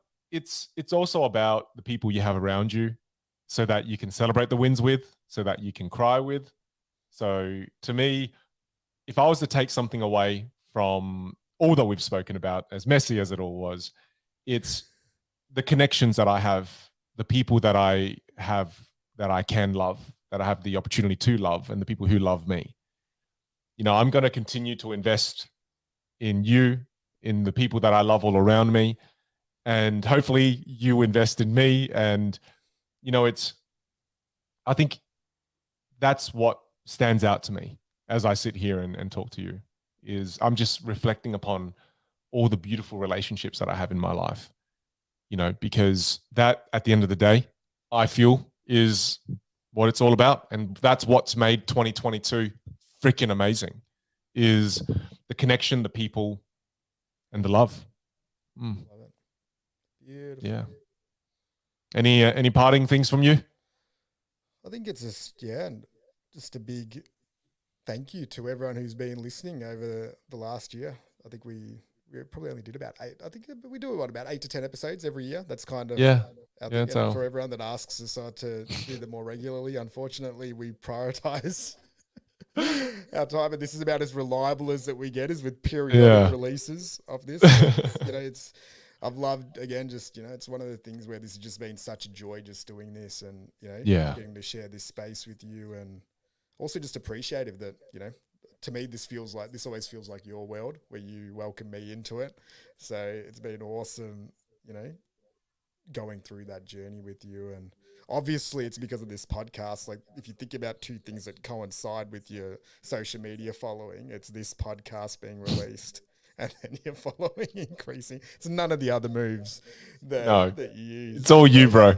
Not your team that have been like sharing all your content, editing it, putting Yeah. it out there, and Yeah. you building a content bank over 10 years. So like just taking unreasonable levels of credit as we wrap out this year. But I think it's been one of the cool things. And, I know that this is one of the things that we'll look back on in 10 years time.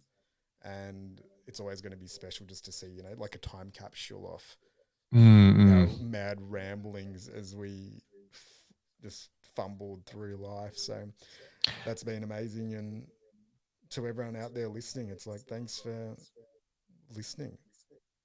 I want to end this. I want to end. I want to end 2022 this podcast on, and I'd love you to share a message too. But the message that I want to share, and it just kind of come to me while I was listening to you talk. But I want to share this to Xander. And Xander, you're 5 right now, and you probably won't be able to comprehend the message that I have for you. But Xander, I love you. I love you so much. And a huge part of the reason why I'm doing this podcast is because I want you to have a collection of audios from me and from your Uncle Ali. So you can see that life is messy and there's no perfect way to live, Xander. And you're going to have moments of happiness and moments of sadness and moments of excitement and moments of boring. And that's what life is, Xander. It's all over the place. It's messy as hell. And the most important thing, Xander, is that you have people around you you can love and people around you that love you. Invest in relationships, invest in friendships, invest in connection. And just know that you're going to be all right, regardless of what you're going through.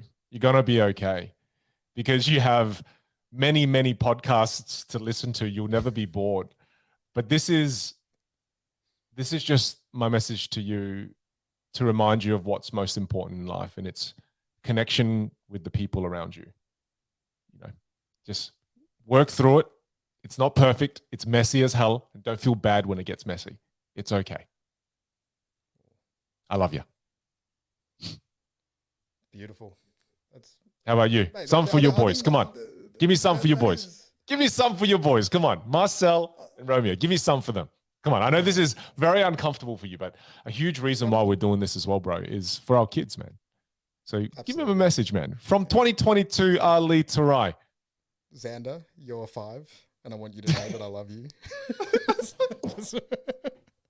This is what you boys get. Living with a clown. Come on. Give me some for Marcel and Romeo. Can we just voice over it and then you just put Romeo and Marcel into your message? That was no, we can't. Give me some for Romeo and Marcel. Come on. I think give me some.